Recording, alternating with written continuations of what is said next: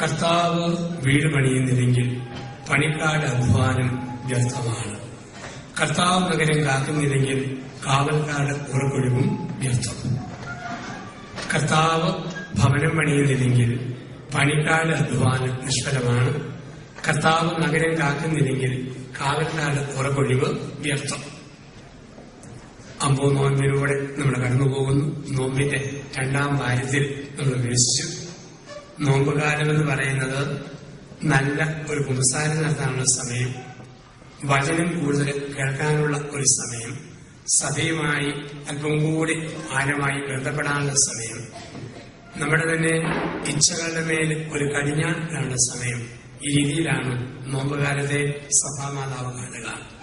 നമ്മുടെ ഒരു ആമുഖ സന്ദേശത്തിൽ തമ്പുരാൻ പറഞ്ഞൊരു വാക്യതാണ്: മകനെ, മകളെ, നിന്റെ വീട് ദൈവം പണിതതാണോ അതോ എന്റെ പണം കൊണ്ട് ഞാൻ പണിതതാണോ? 2 കൂട്ടം വീടുകളുണ്ട്.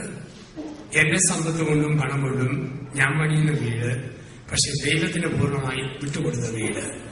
ഇന്ന് പലപ്പോഴും മനുഷ്യൻ സ്വന്തം ശക്തിയിൽ ആശ്രയിക്കുമ്പോൾ ദൈവത്തിന്റെ ചോദ്യം: നിന്റെ ശക്തിയിലാണ് ആശ്രയിക്കുന്നത് അതോ എന്നിലാണ്?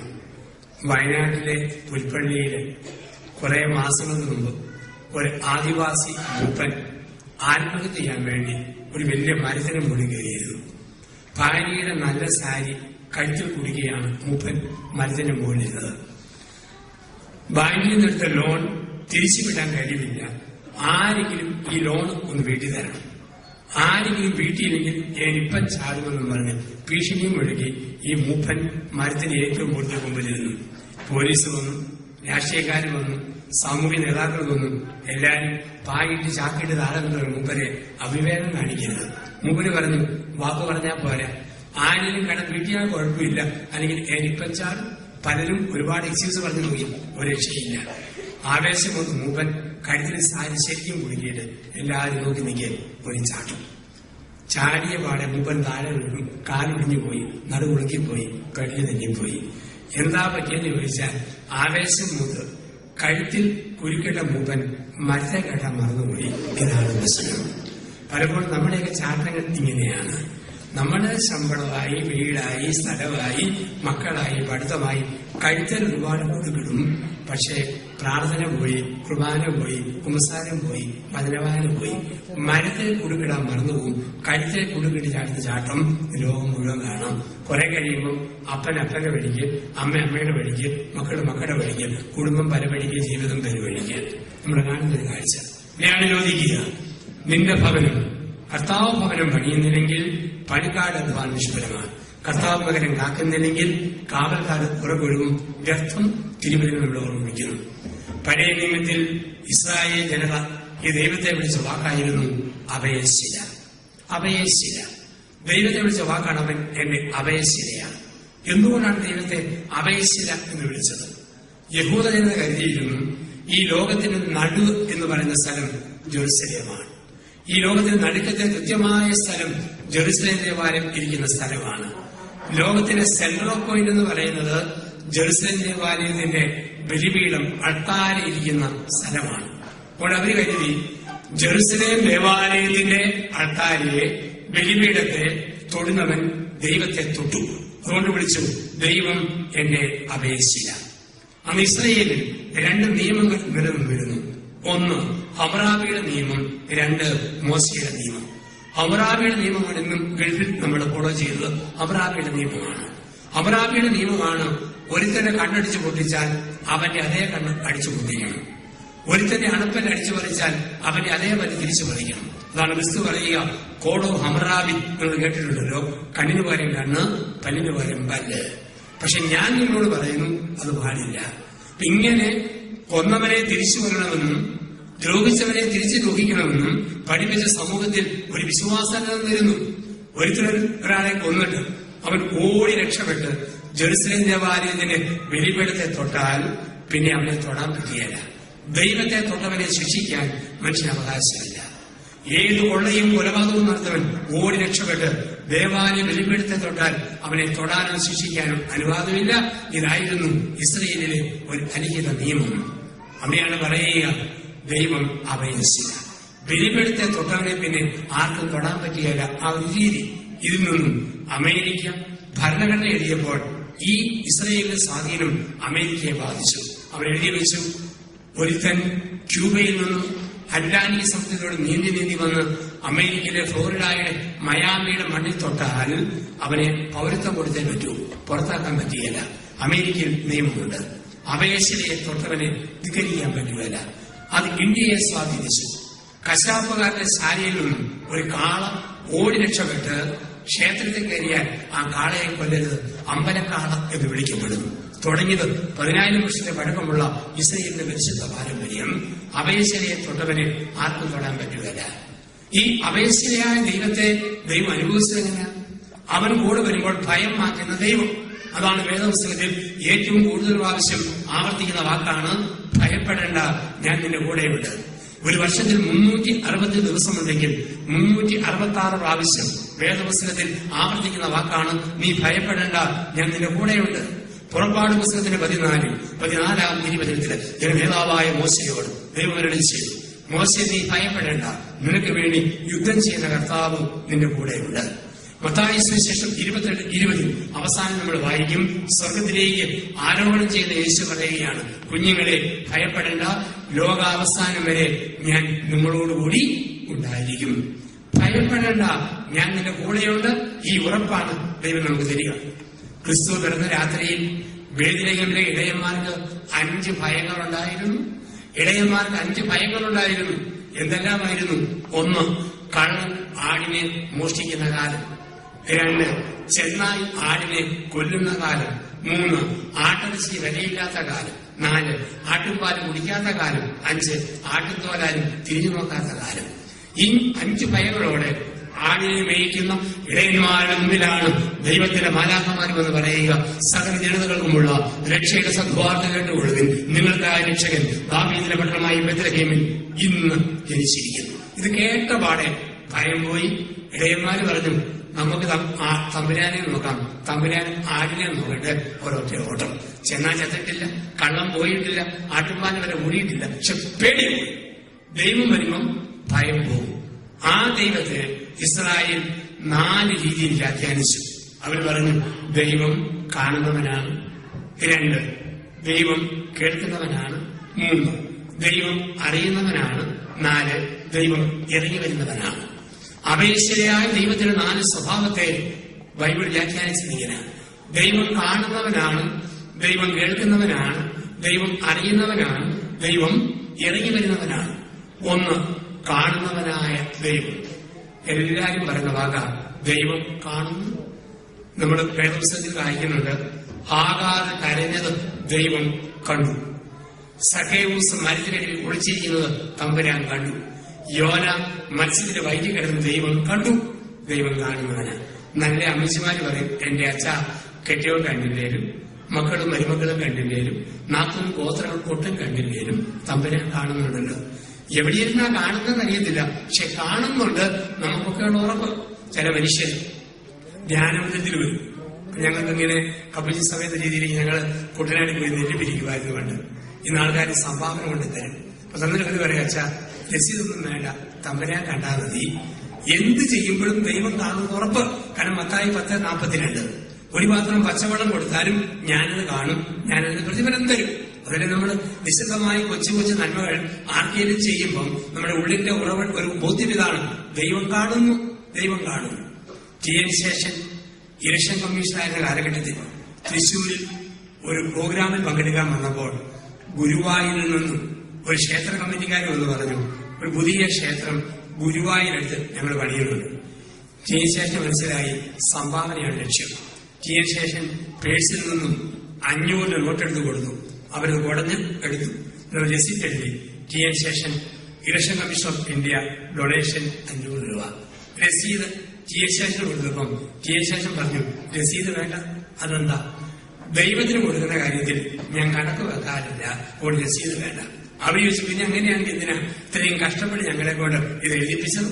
പിന്നെ TN ശേഷൻ പറഞ്ഞു, ദൈവത്തിന് കൊടുക്കുന്ന കാര്യത്തിൽ ഞാൻ കണക്ക് വെക്കിയതിലും ദൈവത്തിന്റെ നാമത്തിൽ പിരിക്കുന്ന ആൾക്കാർക്ക് കണക്ക് വേണം. അത് കത്തിച്ച് ദൂരം കടന്നേരം കാണുന്നു. ഒരുറപ്പ് ദൈവം കാണുന്നവൻ. നമ്മുടെയൊക്കെ ജീവിതത്തിൽ ഉറപ്പിതാണ്, ഏത് നൊമ്പരം വരുമ്പോഴും സഹനം വരുമ്പോഴും പിടിച്ചിരിക്കുന്ന ഒറ്റ ഉറപ്പ് തമ്പുരാൻ കാണുന്നുണ്ടല്ലോ. കുവൈറ്റ് വന്ന് ഈ മരുഭൂമിയെ നമ്മൾ ഒത്തിരി അലയുമ്പോഴും നമ്മുടെ കഷ്ടപ്പാട് അറിയാതെ ആൾക്കാർ പലതും പറയുമ്പോഴും നമുക്കുണ്ടാകേണ്ട ഏക ഉറപ്പ് ദൈവം കാണുന്നു. ഒരു ചേട്ടൻ ആടിനെ കാണാതെ പോയി.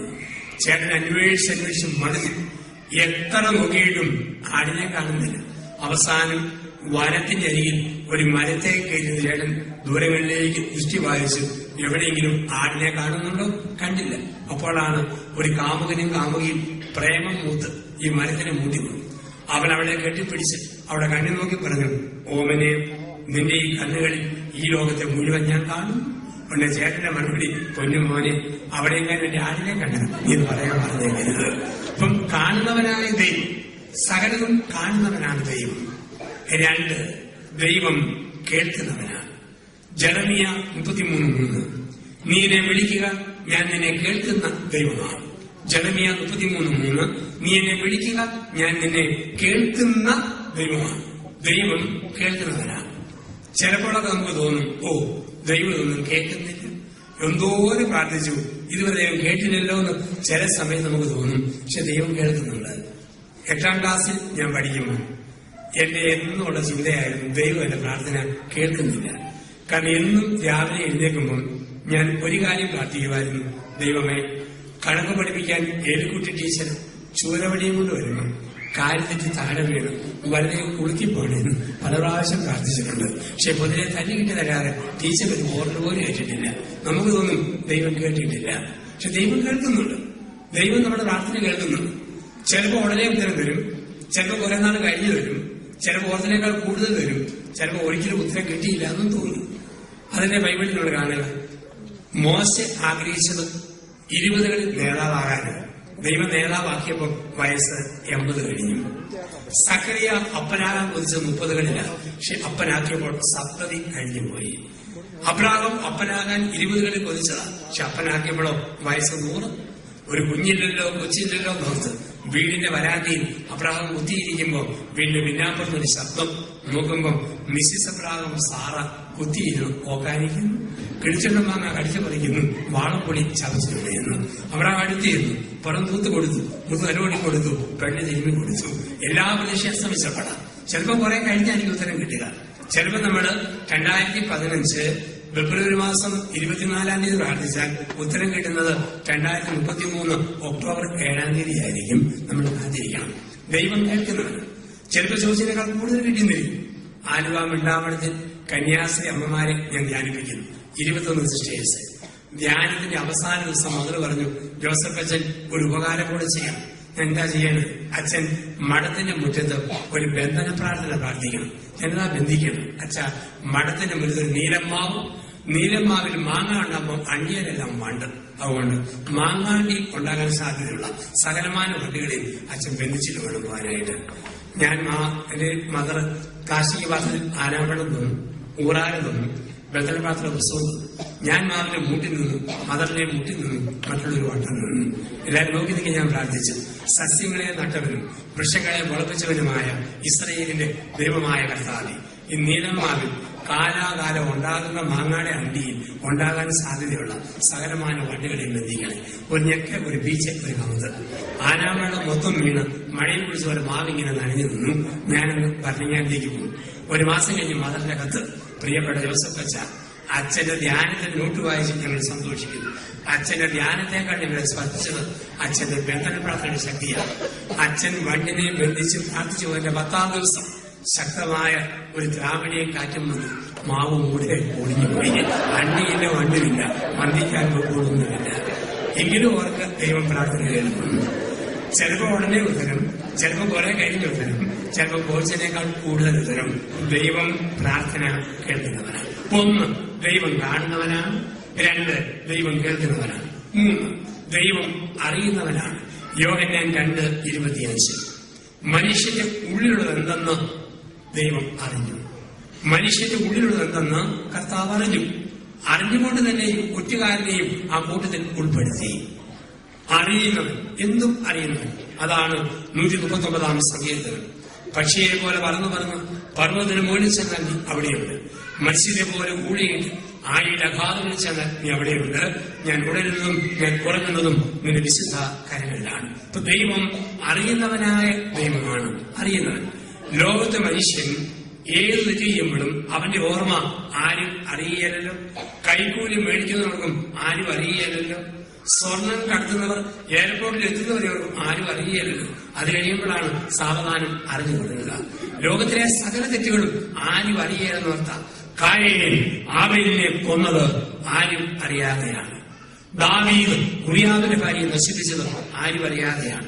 സുകുമാരക്കുറുപ്പ് ചാക്കോയെ മാവേലിക്കലിൽ കാറിൽ ചുട്ടുകൊന്നത് ആരും അറിയാതെയാണ്. കമ്മ്യൂണിസ്റ്റ് നേതാവ് കോൺഗ്രസുകാരെ നിർദ്ദയം കൊന്നൊടുക്കിയത് ഞങ്ങളുടെ ജില്ലയിൽ ഇടുക്കിയിൽ ആരും അറിയാതെയാണ്. പക്ഷെ കൊന്നവൻ തന്നെ വിളിച്ചു പറഞ്ഞു, പ്രാർത്ഥനയെ പോലെ ഒരുത്തിനെ ചവിട്ടിക്കൊന്നു, ഒരുത്തിനെ വെട്ടിക്കൊന്നു, ഒരുത്തിനെ കുത്തിക്കൊന്നു. ഏത് കള്ളനും ലോകസമക്ഷം വെളിപ്പെടുത്തുന്ന ലോകമാണിത്. ചങ്ങനാശ്ശേരി വാഴപ്പള്ളിയിൽ ഒരു സൈക്കിൾ കടക്കാരൻ ഒരു ബാലിനെ കൊന്ന് കുളത്തിൽ തള്ളി 18 വർഷം മുമ്പ്. 18 വർഷങ്ങൾ അവൻ പറയുന്നു, കുളത്തിൽ ഞാൻ തള്ളിയ ശവം അസ്ഥി കൂടെ മാന്തിയെടുക്കുന്നു. വാഗമൺ മലമടങ്ങിൽ ഒരു ഹൈന്ദവ കുടുംബനാഥൻ തളർന്നുപോയ ഭാര്യയെ കുഴിയിലെറിഞ്ഞ് കൊന്നു. എന്നും അവളെ എറിഞ്ഞ ദിവസം മൺചിരാതെ കത്തിച്ചു വെച്ചു. വർഷങ്ങൾക്ക് ശേഷം പറയുന്നു, ഇവിടെയാണ് ഞാൻ എന്റെ ഭാര്യയെ എറിഞ്ഞു കൊന്നത്. മറഞ്ഞിരിക്കുന്നതെല്ലാം വെളിച്ചത്ത് വരുന്നു. ദൈവം അറിയുന്നവനാണ്. നമുക്കെല്ലാവർക്കും തെറ്റുപറ്റാം. പക്ഷേ തിരുത്തിയാൽ ദൈവം അനുഗ്രഹിക്കും. അതിൽ നിലനിന്നോ ദൈവം പിടിക്കും. തമ്പുരാൻ ആദ്യവാദ്യം ഈർക്കിരിക്കൊരടി, കുരയ്ക്കും ചൂരനൊരു കോട്ട്, രക്ഷയിലെ കൂടം വെച്ച് തലക്കിട്ടവരാണ്. അത് അവസാന സ്റ്റെപ്പാണ്. യാക്കോബിന് അങ്ങനെയാണ്. ഒത്തിരി അവസാനം അരകെട്ട് തെറ്റിച്ച് ഞൊണ്ടി നടത്തി എന്നാണ് പറയുക. അപ്പൊ ദൈവം അറിയുന്നവനാണ്. 1 കാണുന്നവൻ, 2 കേൾക്കുന്നവൻ, 3 ദൈവം അറിയുന്നവനാണ്, 4 ദൈവം ഇറങ്ങി വരുന്നവൻ. ഇസ്രായേൽ മക്കൾക്ക് വിശന്നപ്പോൾ മന്നയായി ഇറങ്ങി വന്നു. ഇറച്ചിക്ക് വേണ്ടി കൊതിച്ചപ്പോൾ സീനായി സമുദ്രത്തിൽ കാടപ്പക്ഷിയായി ഇറങ്ങി വന്നു. തന്നിൽ വിശ്വസിക്കുന്ന രക്ഷപ്പെടാൻ വേണ്ടി ഏകജാത രൂപത്തിൽ അവിടുന്ന് ഇറങ്ങി വരുന്നു. അപ്പൊ നമ്മുടെയൊക്കെ ജീവിതത്തിൽ കൂടെ വരുന്ന ദൈവം, ഇറങ്ങി വരുന്ന ദൈവം ഇതിന്റെ അനുഭവം. 3 ചെറുപ്പക്കാര് തീശൂളയിൽ കിടന്നപ്പോൾ 4മത്തവനായി കൂടെ നടന്നവൻ. എമ്മാവുസിലേക്ക് 2 പേര് നിരാശയോടെ പോയപ്പോൾ 3മത്തവനായി ഒപ്പം നടന്നവൻ. ഇങ്ങ് ദൂരെ കുവൈറ്റിലേക്ക് നിങ്ങൾ പോന്നോ നിങ്ങളുടെ കൂടപ്പുറപ്പിനെ പോലെ ഒപ്പം വന്ന ഒരു ദൈവം. വെയിൽ വരുമ്പോൾ മേഘസ്തംഭമായി, ഇരുട്ടി വരുമ്പോൾ ദീപസ്തംഭമായി കൂടെ നടക്കുന്ന ഒരു ദൈവം, അവിടുന്ന് ഇറങ്ങി വരുന്നവനായ ഒരു ദൈവം. പ്രിയപ്പെട്ടവരെ, അങ്ങനെയെങ്കിൽ ഈ ദൈവം നമുക്ക് തരുന്ന ഉറപ്പ്, ഭയപ്പെടേണ്ട, ഞാൻ നിന്റെ കൂടെയുണ്ട്, ഈ ഒരു വലിയ ഉറപ്പാണ്. എന്ന് പറയുകയാണ്, നീ എനിക്ക് വിലപ്പെട്ടവനും അമൂല്യനും പ്രിയങ്കരനും ബഹുമാന്യനുമാണ്. യെശയ്യാ 43 1 മുതൽ 5 വരെയുള്ള വാക്യങ്ങളിൽ അവിടുന്ന് ആവർത്തിക്കുന്നു. ദൈവം പറയും, ഇന്ത്യ രാജ്യത്തെക്കാൾ നിനക്ക് വിലയുണ്ട്, കുവൈറ്റ് എന്ന രാജ്യത്തെക്കാൾ മോനെ വിലയുണ്ട്. അതാണ് പറയുക, നിനക്ക് പകരമായി എത്യോപ്യയും സേവായും ഞാൻ കൊടുത്തു. നിനക്ക് പകരമായും എത്യോപ്യയും സേവായും ഞാൻ കൊടുത്തു. രാജ്യത്തെക്കാൾ വില ദൈവം എനിക്ക് തരുന്നു. ഭരണജ്ഞാനം അസീസി ധ്യാനമന്ദിരത്തിന്റെ ഡയറക്ടറായിട്ട് ഞാൻ 5 വർഷക്കാലം പ്രവർത്തിച്ചു. ആ നാളുകളിൽ ഒരിക്കൽ ധ്യാനമത് മുമ്പിലുള്ള റോഡെല്ലാം കുഴിയായി, മിറ്റെല്ലാം പൊളിഞ്ഞു കിടന്നു, മഴവെള്ളം കെട്ടിക്കിടന്നു, കൊതുകും പെന്നും പ്രാണിയും പറക്കാൻ തുടങ്ങി. ഞാൻ പഞ്ചായത്തിൽ ചെന്ന് പറഞ്ഞു, ദയവ് ചെയ്ത് ഈ കുഴിയെല്ലാം ഒന്ന് അടച്ചു തരണം. അവരൊരു വെച്ചാൽ ആ സർക്കാർ ഭരിക്കുന്ന കാലത്തോളം കുഴി മാന്താനല്ലാതെ കുഴി മൂടാൻ വലിയ പാടാ. അച്ഛൻ പോയി കളക്ടറെ കാണാൻ പറഞ്ഞു. അപ്പൊ എനിക്ക് പരിചയമുള്ള സ്ത്രീ കോട്ടയം കളക്ടർ. ഞാനവിടെ ചെന്നപ്പോൾ അവർ പറഞ്ഞാൽ അടുത്ത 6 മാസങ്ങൾക്കിടയിൽ പ്രത്യേക ഓർഡറിലൂടെ വഴി വൃത്തിയാക്കി തരും, അച്ഛൻ പോകും. എനിക്കൊരു സോഡാനാരങ്ങാവളം മുറിയിലെത്തിച്ചത്. ഞാൻ ഈ സോഡാനാരങ്ങാവളം കുടിച്ച് ഇറങ്ങി വരുമ്പോൾ അവിടുത്തെ തൂപ്പുകാരൻ ഇഷ്ടപ്പെട്ടില്ല. അച്ഛന്മാരുടെ പിണക്കമുള്ള ഒരു പ്രത്യേക വർഗത്തിന്റെ പ്രതിനിധിയായിരുന്നു അവൻ. ഇറങ്ങി വരുമ്പോൾ അവൻ കൈക്രിയ, കോക്രിയ, കോമാളി, ഗോഷ്ഠി ഏതാണ്ടൊക്കെ കാണിക്കുന്നു. എനിക്കൊന്നും തോന്നിയില്ല. ഞാൻ കളക്ടറേറ്റിൽ പോയത് തൂപ്പുകാരനെ കാണാനല്ല, കളക്ടറെ കാണാനാണ്. കളക്ടർ എന്നെ മാനിച്ചാൽ തൂപ്പുകാരൻ എന്നെ എടുത്താലും എനിക്കൊന്നും തോന്നിയില്ല. എന്റെ ദൈവം എന്നെ മാനിച്ചും ഉറപ്പുള്ള കെട്ടിയവന് ഭാര്യയെന്ന തൂപ്പുകാരി എന്നാ പറഞ്ഞാലും ഒരു പ്രശ്നവുമില്ല. എന്റെ ദൈവം എന്നെ മാനിച്ച് ഉറപ്പുള്ള ഭാര്യയ്ക്ക് കെട്ടിയവനെന്ന കോമാളി എന്നാ ഗോഷ്ഠി കാണിച്ചാലും ഒരു പ്രശ്നവുമില്ല. എന്റെ ദൈവം എന്നെ മാനിച്ചു എനിക്ക് ഉറപ്പുണ്ടെങ്കിൽ നിങ്ങൾ മുഴുവൻ തീർത്താലും എനിക്കൊരു പ്രശ്നവുമില്ല. റോമാലേഖനം 8:32 മുതലുള്ള വാക്യങ്ങൾ. ക്രിസ്തു എന്റെ പക്ഷത്തെങ്കിൽ ആരെനിക്ക് എതിര് നിൽക്കും? നഗ്നതയോ ആപത്തോ വാളോ പട്ടിണിയോ വന്നവയോ വരുവാനുള്ള ഒന്നിനും എന്റെ ക്രിസ്തുവിനോടുള്ള സ്നേഹത്തിൽ നിന്ന് എന്നെ മാറ്റുക സാധ്യമല്ല. അപ്പൊ ദൈവം എന്നെ സ്നേഹിക്കുന്നു, ആ ഉറപ്പ്, ആ ഒരു ബോധ്യം നമ്മളതിൽ ജീവിച്ചു കൊണ്ടുപോവുക. പ്രിയപ്പെട്ടവരെ, ദൈവം അരൂപിയാണ്. നിങ്ങൾക്കും എനിക്കും രൂപമുണ്ട്. ദൈവം അദൃശ്യനാണ്, നമ്മൾ ദൃശ്യനാണ്. അങ്ങനെയെങ്കിൽ അദൃശ്യനായ ദൈവത്തിന്റെ ഈ കരുതൽ, അപേക്ഷയായ ദൈവത്തിന്റെ ഉറപ്പ് നമുക്ക് ലഭിക്കുന്നത് തിരുവചനങ്ങളിലൂടെയാണ്. അരൂപിയായ ദൈവത്തിന്റെ സ്നേഹത്തെ പഠിപ്പിക്കുവാൻ ദൈവം കാലാകാലങ്ങളിൽ തന്റെ പരിശുദ്ധരായ പ്രവാചകന്മാരെ അയച്ചു. അവരുടെ ശൈലി എന്തായിരുന്നു? നമുക്ക് മനസ്സിലാകുന്ന ഒരു ഉപമയെടുത്തിട്ട് അതിന്റെ വെളിച്ചത്തിൽ പറഞ്ഞു, ലോകത്തിൽ കാണുന്ന ഈ സ്നേഹം ഇന്നല്ലെങ്കിൽ നാളെ മാഞ്ഞു പോകും. പക്ഷെ മായാത്ത മറയാത്ത ഒരു സ്നേഹമുണ്ട്. ഒരിക്കലും മാറാത്ത സ്നേഹം ദൈവത്തിന്റെ സ്നേഹമാണ്. മനുഷ്യന്റെ സ്നേഹത്തെ മാതൃകയെടുത്തു. ഏറ്റവും കൂടുതലായിട്ട് അപേക്ഷയായ ദൈവത്തിന്റെ സ്ഥിരമായ സ്നേഹത്തെ പഠിപ്പിക്കുവാൻ ആഴമായി ശ്രമിച്ച പഴയ നിയമത്തിലെ ദൈവത്തിന്റെ പരിശുദ്ധനായ പ്രവാചകനായിരുന്നു ഓസിയ പ്രവാചകൻ. BC 589 മുതൽ 532 ബൈബിളിന്റെ ഓരോന്നിനും ചരിത്രമുണ്ട്. ചരിത്രത്തിലാണ് ബൈബിൾ എഴുതപ്പെട്ടത്, ചരിത്രത്തിലാണ് ബൈബിൾ വ്യാഖ്യാനിക്കേണ്ടത്. കാരണം നമ്മൾ വെറുതെ എഴുതുന്നത് മത്തായി 8:10, ലൂക്കായുടെ 3:9 അങ്ങനെ പറയാൻ പറ്റിയില്ല. ഓരോന്നിനും പറയും ഒരു ചരിത്ര പശ്ചാത്തലമുണ്ട്. ഓസിയ പ്രവചിക്കുന്നത് BC 589 532 ഇടയിലെ കാലഘട്ടത്തിലാണ്. ആ കാലഘട്ടത്തിൽ ഇസ്രായേൽ ബാബിലോൺ അടിമത്തത്തിലായിരുന്നു. ഇറാഖാണ് ബാബിലോൺ, നമുക്കറിയാം. ഇറാഖിന്റെ അടിമത്തത്തിൽ ഇസ്രായേൽ കഴിഞ്ഞിരുന്ന BC 589 എന്ന് പറയുന്ന കാലഘട്ടം. ആ കാലഘട്ടത്തിൽ ദൈവം സ്വാതന്ത്ര്യം തരുമെന്നും ദൈവം സ്നേഹമാണെന്നും പറഞ്ഞ് കടന്നു വന്ന പരിശുദ്ധനായ പ്രവാചകൻ ഓസിയ, അദ്ദേഹം നോക്കിയപ്പോൾ മനുഷ്യന് മനസ്സിലാകുന്ന ഒരു സ്നേഹം, ലോകത്തെ ഏറ്റവും വലുതായിട്ട് മനുഷ്യന് മനസ്സിലാക്കുന്ന സ്നേഹം ദാമ്പത്യ സ്നേഹമാണ്. അതേ നോക്കിയപ്പോൾ ഏറ്റവും വലിയ സ്നേഹം ഭാര്യ ഭർത്താക്കന്മാരുടെ സ്നേഹമാണ്. അതിനെ വെളിച്ചത്തിൽ ഓസിയ പറഞ്ഞു, ഭാര്യ ഭർത്താവിനെ മറന്നാലും ഭർത്താവ് ഭാര്യയെ മറന്നാലും ദൈവം നിന്നെ മറക്കില്ല. പ്രായപൂർത്തിയായ 99% പേരും കല്യാണം കഴിഞ്ഞ സമൂഹത്തിൽ അവർക്ക് മനസ്സിലായി ദൈവസ്നേഹത്തിന്റെ ആഴം. ഭാര്യ ഭർത്താവിനെ മറന്നാലും ഭർത്താവ് ഭാര്യയെ മറന്നാലും ഞാൻ നിന്നെ മറക്കില്ല. ഇപ്പൊ കല്യാണം കഴിഞ്ഞോട് ഏറ്റവും വലിയ സ്നേഹവേദ കെട്ടിയൻ പറയും, അത് ഞാനും എന്റെ ഭാര്യയും തമ്മിലുള്ളതാണ്. ഭാര്യ പറയും, ഞാനും എന്റെ ഭർത്താവും തമ്മിലുള്ളതാണ്. നമ്മൾ പറയും ഭർത്താവ് തലയാണ്, ഭാര്യ പെടലിയാണെന്നാണ് പറയുക. ഭർത്താവ് തലയാണ്, ഭാര്യ പെടലിയാണ്. തലയ്ക്കൊരു കുഴപ്പമുണ്ട്, പെടലി തിരിയുന്ന പോലെ തലയ്ക്ക് മാറാൻ പറ്റുള്ളൂ. ഇതാണ് തലയുടെയും പെടലിയുടെയും പ്രത്യേകത. ഏറ്റവും വലിയ സ്നേഹം ഭാര്യാവർത്ത സ്നേഹം, സൂര്യയുടെ ഏറ്റവും വലിയ സ്നേഹം പുരുഷനും സ്ത്രീയും തമ്മിലുള്ള ഒരു സ്നേഹം. ആ സ്നേഹത്തെയാണ് എടുത്തു കാണിക്കുക. അതുകൊണ്ടാണ് പൗലോസ്ലീഹ എഫേസോസിലെ സഭയ്ക്ക് എഴുതുമ്പോൾ 5-ാം അധ്യായത്തിൽ 22 എന്നുള്ള വാക്യങ്ങളിൽ പറയും, ഇക്കാലത്താൽ പുരുഷൻ മാതാപിതാക്കളെ വിട്ട് ഭാര്യയോട് ചേരും, അവരിവ രണ്ടല്ലോ ഒന്നാകുന്നു, ഇതൊരു മഹാരഹസ്യമാകുന്നു. ലോകത്ത് വിട്ടേച്ചു മറ്റു സ്നേഹമേ ഉള്ളൂ, ദാമ്പത്യ സ്നേഹം. ഞങ്ങളുടെ വീട്ടിൽ 2 മക്കളാണ്, ഞാനും ഞങ്ങൾ 2 പേരേ ഉള്ളൂ, ഞാനും ഒരു ജ്യേഷ്ഠൻ. ജ്യേഷ്ഠൻ കല്യാണം കഴിച്ചയാള്, ഞാൻ പെണ്ണ് കെട്ടാത്ത അച്ഛൻ. ഞാൻ അവധിക്ക് വീട്ടിൽ ചെല്ലുമ്പം ജ്യേഷ്ഠന്റെ കല്യാണം കഴിഞ്ഞ നാളുകളിൽ അമ്മ രാത്രി 10:30 ഞാൻ കിടക്കുന്ന കട്ടിലിന്റെ അടുക്കൽ കസേരയിലിരിക്കും. എന്ന് പറയും, മോനെ എന്നൊക്കെ പറഞ്ഞാലും ആൺപിള്ളാരും പെണ്ണ് കെട്ടി കഴിയുമ്പോൾ മാറ്റം വരുമെന്ന് പറഞ്ഞ് കേട്ടിട്ടേ ഉള്ളൂ. ഇനി ആരും പറയണ്ട, മോന്റെ ചേട്ടന്റെ കാര്യം എടുത്താൽ മതി, എന്തൊരു മാറ്റം. കഴിഞ്ഞ തിങ്കളാഴ്ച ഒരു മുഴുത്ത അയല മേടിച്ചിട്ട് തലമുറി അവന്, നടുമുറി അവക്ക്, എനിക്കൊരു മെലിഞ്ഞ വാരം ഇത്രയും മാറിപ്പോയിരുന്നു. ഞാൻ എന്റെ അമ്മേ ഞാൻ ഉറങ്ങി, മോൻ ഉറങ്ങിക്കാൻ ഇപ്പം പോകണം, ബാക്കി നാളെ പറയാമെന്ന് പറഞ്ഞു അമ്മ എഴുന്നേറ്റ് പോകും. കാരണം പുരുഷൻ മാതാപിതാക്കളെ വിട്ടു. ഈ വിട്ടേച്ച് പോന്നുകൊണ്ടാ ആണുങ്ങൾ കെട്ടുമ്പം വിറയ്ക്കുന്ന കാണാം, പെണ്ണുങ്ങളെ കെട്ടിക്കുമ്പോൾ വേർക്കുന്ന കാണാം. ഏത് പട്ടാളക്കാരനാണേലും തൂക്ക് പിടിക്കും വിറയ്ക്കാത്ത കൈ, താലി പിടിക്കുമ്പോൾ വിറയ്ക്കും. കാരണം പട്ടാളക്കാരന് പോലും അറിയാം 2-ാം ലോകമഹായുദ്ധം ശ്രമിക്കാം. ഇന്ന് മുതൽ തുടങ്ങാൻ പോകുന്ന 3-ാം ലോകമഹായുദ്ധം അവന്റെ ശക്തിക്കപ്പുറം. അപ്പനും മോനും കൂടെ വീടിന്റെ വരാത്തിൽ കൂടെ കടന്നു പോകുന്നു. 5 വയസ്സോട് മോൻ അപ്പനോട് പറയുക, പിറ്റേ നോക്കിയപ്പം അപ്പന്റെ അമ്മയുടെയും കല്യാണ ഫോട്ടോ. മോൻ പറഞ്ഞു, പപ്പ കല്യാണത്തിന്റെ അന്ന് പപ്പാടെ ചിരി എന്നാ നല്ല ചിരിയായിരുന്നു. പപ്പ പറഞ്ഞു, മോനെ അന്നിന്റെ അപ്പന്റെ ഒടുക്കത്തെ ചിരിയായിരുന്നു, പിന്നെ ഇന്ന് വരെ ചിരിച്ചിട്ടില്ല. പുരുഷൻ മാതാപിതാക്കളെ വിട്ട് ഭാര്യയോട് ചേരും. ഞാൻ കുറെ നാളുകൾക്ക് മുമ്പ് എന്റെ സുഹൃത്തായ ഒരു കണക്കധ്യാപകനെ കെട്ടിച്ചു. അവൻ കെട്ടിയത് ഇംഗ്ലീഷ് പഠിപ്പിക്കുന്ന ടീച്ചറെ, ചൂരൽ വഴി കുലുക്കി പഠിപ്പിച്ച് പിള്ളേരെ അടിച്ചു പഠിപ്പിക്കുന്ന സാറ്. ഞാൻ നോക്കുമ്പോൾ ചൂരലിന്റെ നാലിന്റെ പകുതി രൂപത്തിൽ കട്ടിയില്ലാതെ ചീക്കുന്നവരിൽ കെട്ടിതാലി ഓർത്ത് ഇവിടെ വെള്ളിയെ കിട്ടുമ്പം ഇവന്റെ കൈ ഉറയ്ക്കുന്നില്ല. ചെറുസ്ഥലം തേൻ കുടിക്കാൻ വേണ്ടി പൂവിന്റെ മണ്ടേക്കൂടെ പറക്കണ പോലെ കൈ തെന്നി പോകുന്നു. അവസാനം കഷ്ടപ്പെട്ട് കെട്ടിയൊപ്പിച്ച് യാത്രയായി. പിറ്റേ തിങ്കളാഴ്ച ഇവനും ഭാര്യയും കൂടെ ഒരു കേക്കും കൊണ്ട് എന്നെ കാണാൻ ധ്യാനമന്ത്രിച്ചു. ഞാൻ മുറിക്കകത്ത് കയറ്റി കേക്ക് ആസ്വദിച്ച് മുറിച്ച് 2 ചെറിയ കഷ്ണം ഇവർക്കും കൊടുത്തു. തമ്മിൽ മുഴുത്ത കഷ്ണം ഞാനും എടുത്തു. ബാക്കി അരമാരി വെച്ച് കൂട്ടി.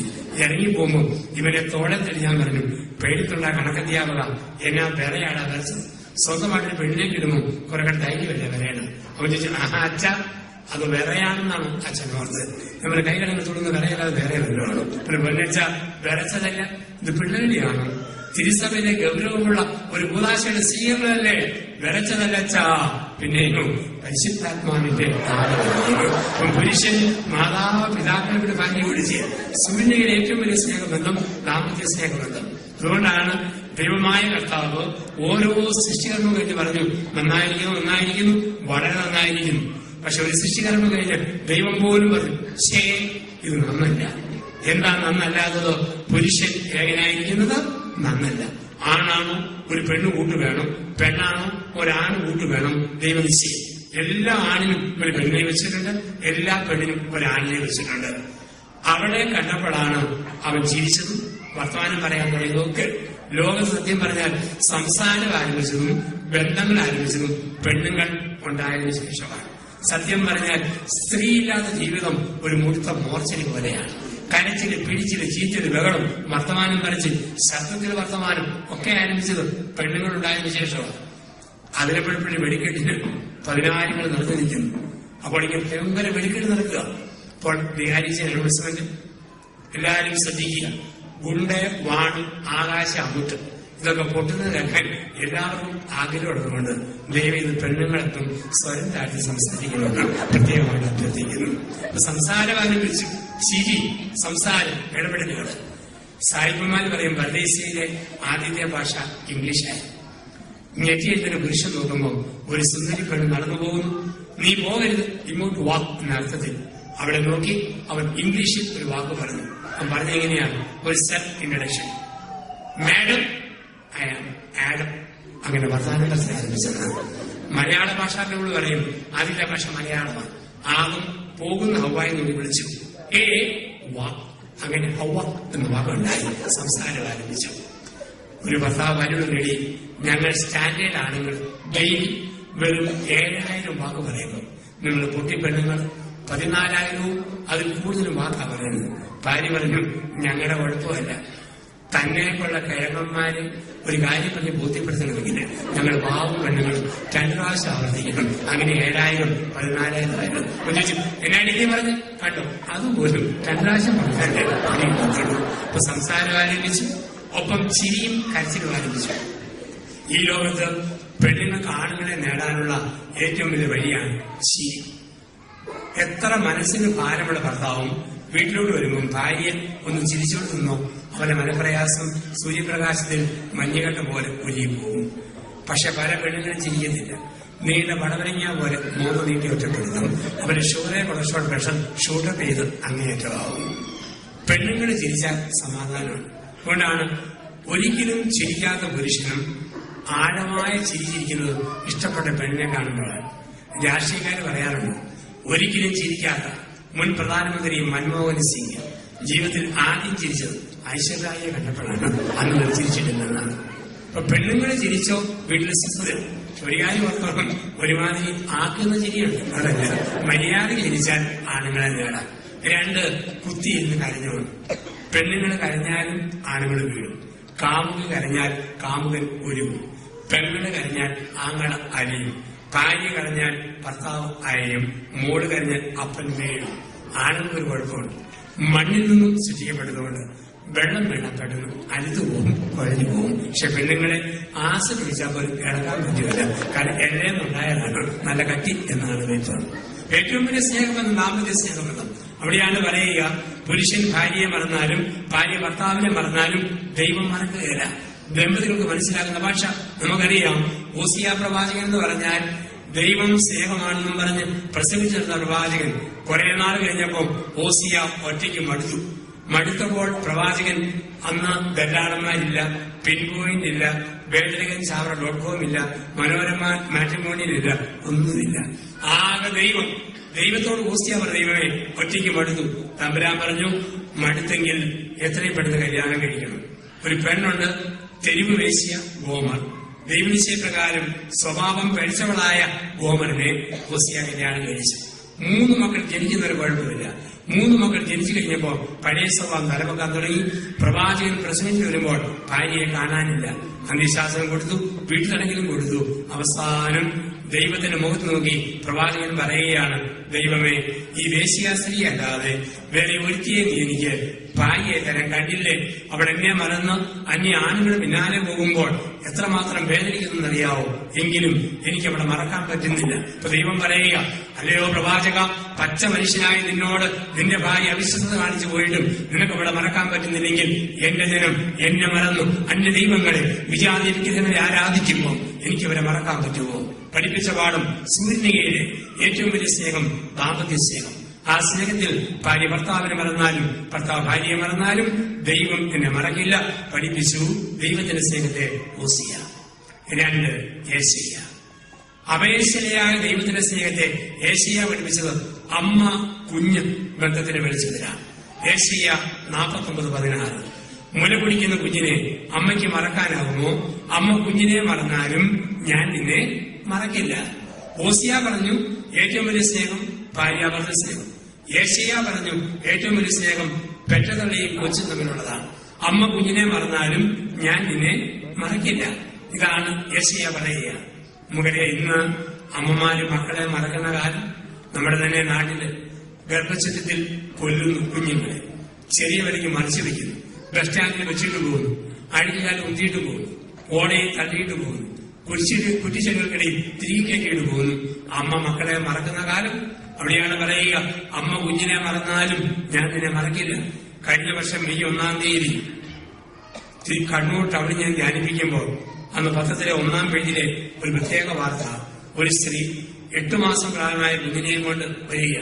അപ്പൊ അങ്ങനെ വരുന്ന വഴിക്ക്, ആ കുഞ്ഞിനെയും കൊണ്ട് വരുന്ന വഴിക്ക് ബസ്സിനകത്തുനിന്ന് ഇറങ്ങാൻ നേരത്ത് മൊബൈൽ ഫോൺ അടിച്ചു. ഫോണിൽ സംസാരിച്ച അമ്മയൊക്കെ പോയി കുഞ്ഞിനെ സീറ്റിൽ വെച്ചിട്ട് പിന്നെ 1.5 മണിക്കൂർ ഓട്ടോറിക്ഷയിൽ കറങ്ങി നടന്ന് മേലേശുവ സ്റ്റേഷനിൽ നിന്നും കുഞ്ഞിനെ വീണ്ടെടുക്കുന്ന അമ്മയെ കുറിച്ചുള്ള വാർത്ത. അമ്മ കുഞ്ഞിനെ മറക്കാം, മറന്നാലും ഞാൻ നിന്നെ മറക്കില്ല. എങ്ങനെയുള്ള അമ്മ? മുല കുടിക്കുന്ന കുഞ്ഞിനെ അമ്മയ്ക്ക് മറക്കാനാകുന്നു? ഏശയ്യ പ്രസംഗിക്കുമ്പോൾ അമ്മമാര് മക്കളെ മുലപ്പാൽ കുടിപ്പിക്കുന്ന കാലമായിരുന്നു. പഴയ നിയമത്തിൽ കാണാം, സാറ ഇസ്ഹാക്കിനെ 3.5 വയസ്സ് വരെ മുലയൂട്ടി. അത് കഴിഞ്ഞപ്പോൾ ഒരു വലിയ ആഘോഷം പോലെ നടത്തി എന്നാണ് പറയുക. പഴയ കാലത്ത് ഇങ്ങനെ മക്കളെ മുലപ്പാൽ കുടിപ്പിക്കുന്ന അമ്മമാര് ഇന്ന് ഈ ഏശയ്യ കുവൈറ്റിൽ നിങ്ങളുടെ ഇടയിലും നാട്ടിൽ ഞങ്ങളുടെയൊക്കെ ഇടയിൽ വന്നാലും ഈ വാക്ക് പറയാൻ പറ്റും. ഇന്ന് അമേരിക്ക, യൂറോപ്പ്, ഗൾഫ് സംസ്കാരം വന്നപ്പം ചെറുപ്പക്കാരും പെണ്ണുങ്ങൾക്ക് തോന്നൽ, അമ്മയുടെ മുലപ്പാൽ കുടിച്ച് കുഞ്ഞെങ്ങാനും വളർന്നാൽ അമ്മയുടെ ശരീരത്തിന്റെ ഷേപ്പ് പോയാലോ. അതുകൊണ്ട് 3 മാസം പ്രായമായ കുഞ്ഞിന്റെ 4 ഇഞ്ച് വണ്ണമുള്ള വായും 5 ഇഞ്ച് വണ്ണമുള്ള തമരികമ്പി നിപ്പിളുകുപ്പി കുത്തിക്കയറ്റും. എരുമപ്പാല്, ആട്ടുംപാല്, പശുപാല്. കുഞ്ഞിന്റെ തൊണ്ണയെ വരെ കുത്തി ഇറക്കിയിട്ട് പറയും, ഞൊട്ടി ഞൊണയട കുഞ്ഞിരാമ, ആഞ്ഞു വലിക്കട കൊച്ചിരാമ. അമ്മയുടെ മുലപ്പാൽ കുടിച്ചു വളർന്നാൽ അമ്മയുടെ ശരീര ഷേപ്പ് പോയാലോ.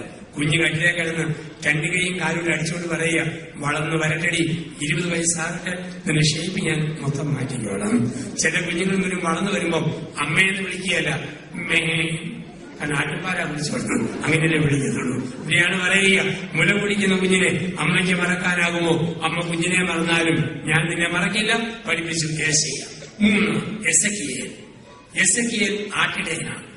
ആട്ടിടയനായ എസെക്കിയേൽ ദൈവത്തിന്റെ പാറ പോലെ ഉറച്ച അപേക്ഷിതയായ ദൈവത്തിന്റെ സ്നേഹത്തെ വ്യാഖ്യാനിക്കാൻ എടുക്കുന്നത് ഇടയൻ ആട് ബന്ധത്തെയാണ്. എസെക്കിയേൽ 32 മുതൽ 36 വരെ അധ്യായങ്ങൾ. ഇടയൻ ആടിനെ മറന്നാലും ദൈവം തന്റെ ജനത്തെ മറക്കില്ല. അന്ന് ചെന്നായ് ആടിന്മേൽ ചാടി വീഴുമ്പോൾ ചെന്നായെ നേരിട്ടിട്ട് ഇടയൻ മുറിവേറ്റാലും മരിച്ചാലും ആടിനെ രക്ഷിക്കുന്ന സമൂഹം. അവിടെയാണ് പറയുക, ഇടയൻ ആടിനെ മറന്നാലും ഞാൻ നിന്നെ മറക്കില്ല, ഉപേക്ഷിക്കില്ല. 4 ജെറമിയ. ജെറമിയ കുശവനാണ്, മൺപാത്രങ്ങൾ മെനയുന്ന കുശവൻ. കുശവന്റെ സമൂഹത്തിന് വേണ്ടിയാ ജെറമിയ പ്രവചിക്കുക. ജെറമിയ 18 പറയുന്നു, കുശവൻ താൻ മെനഞ്ഞെടുത്ത കുടത്തെ മറന്നാലും ദൈവം താൻ മെനഞ്ഞെടുത്ത മനുഷ്യനെ മറക്കുകയില്ല. ഓസിയ ദാമ്പത്യ സ്നേഹത്തിന് വിളിച്ചത്. ഏശയ്യ അമ്മ കുഞ്ഞ് ബന്ധത്തിന്റെ വെളിച്ചത്തിൽ, എസെക്കിയേൽ ഇടയൻ ആട് ബന്ധത്തിന്റെ വെളിച്ചത്തിൽ, ജെറമിയ കുശവൻ കുടം ബന്ധത്തിന്റെ വെളിച്ചത്തിൽ ദൈവത്തിന്റെ സ്നേഹത്തെ പഠിപ്പിച്ചു പറയുകയാണ്. ആരൊക്കെ മറന്നാലും ദൈവം മറക്കുകയില്ല.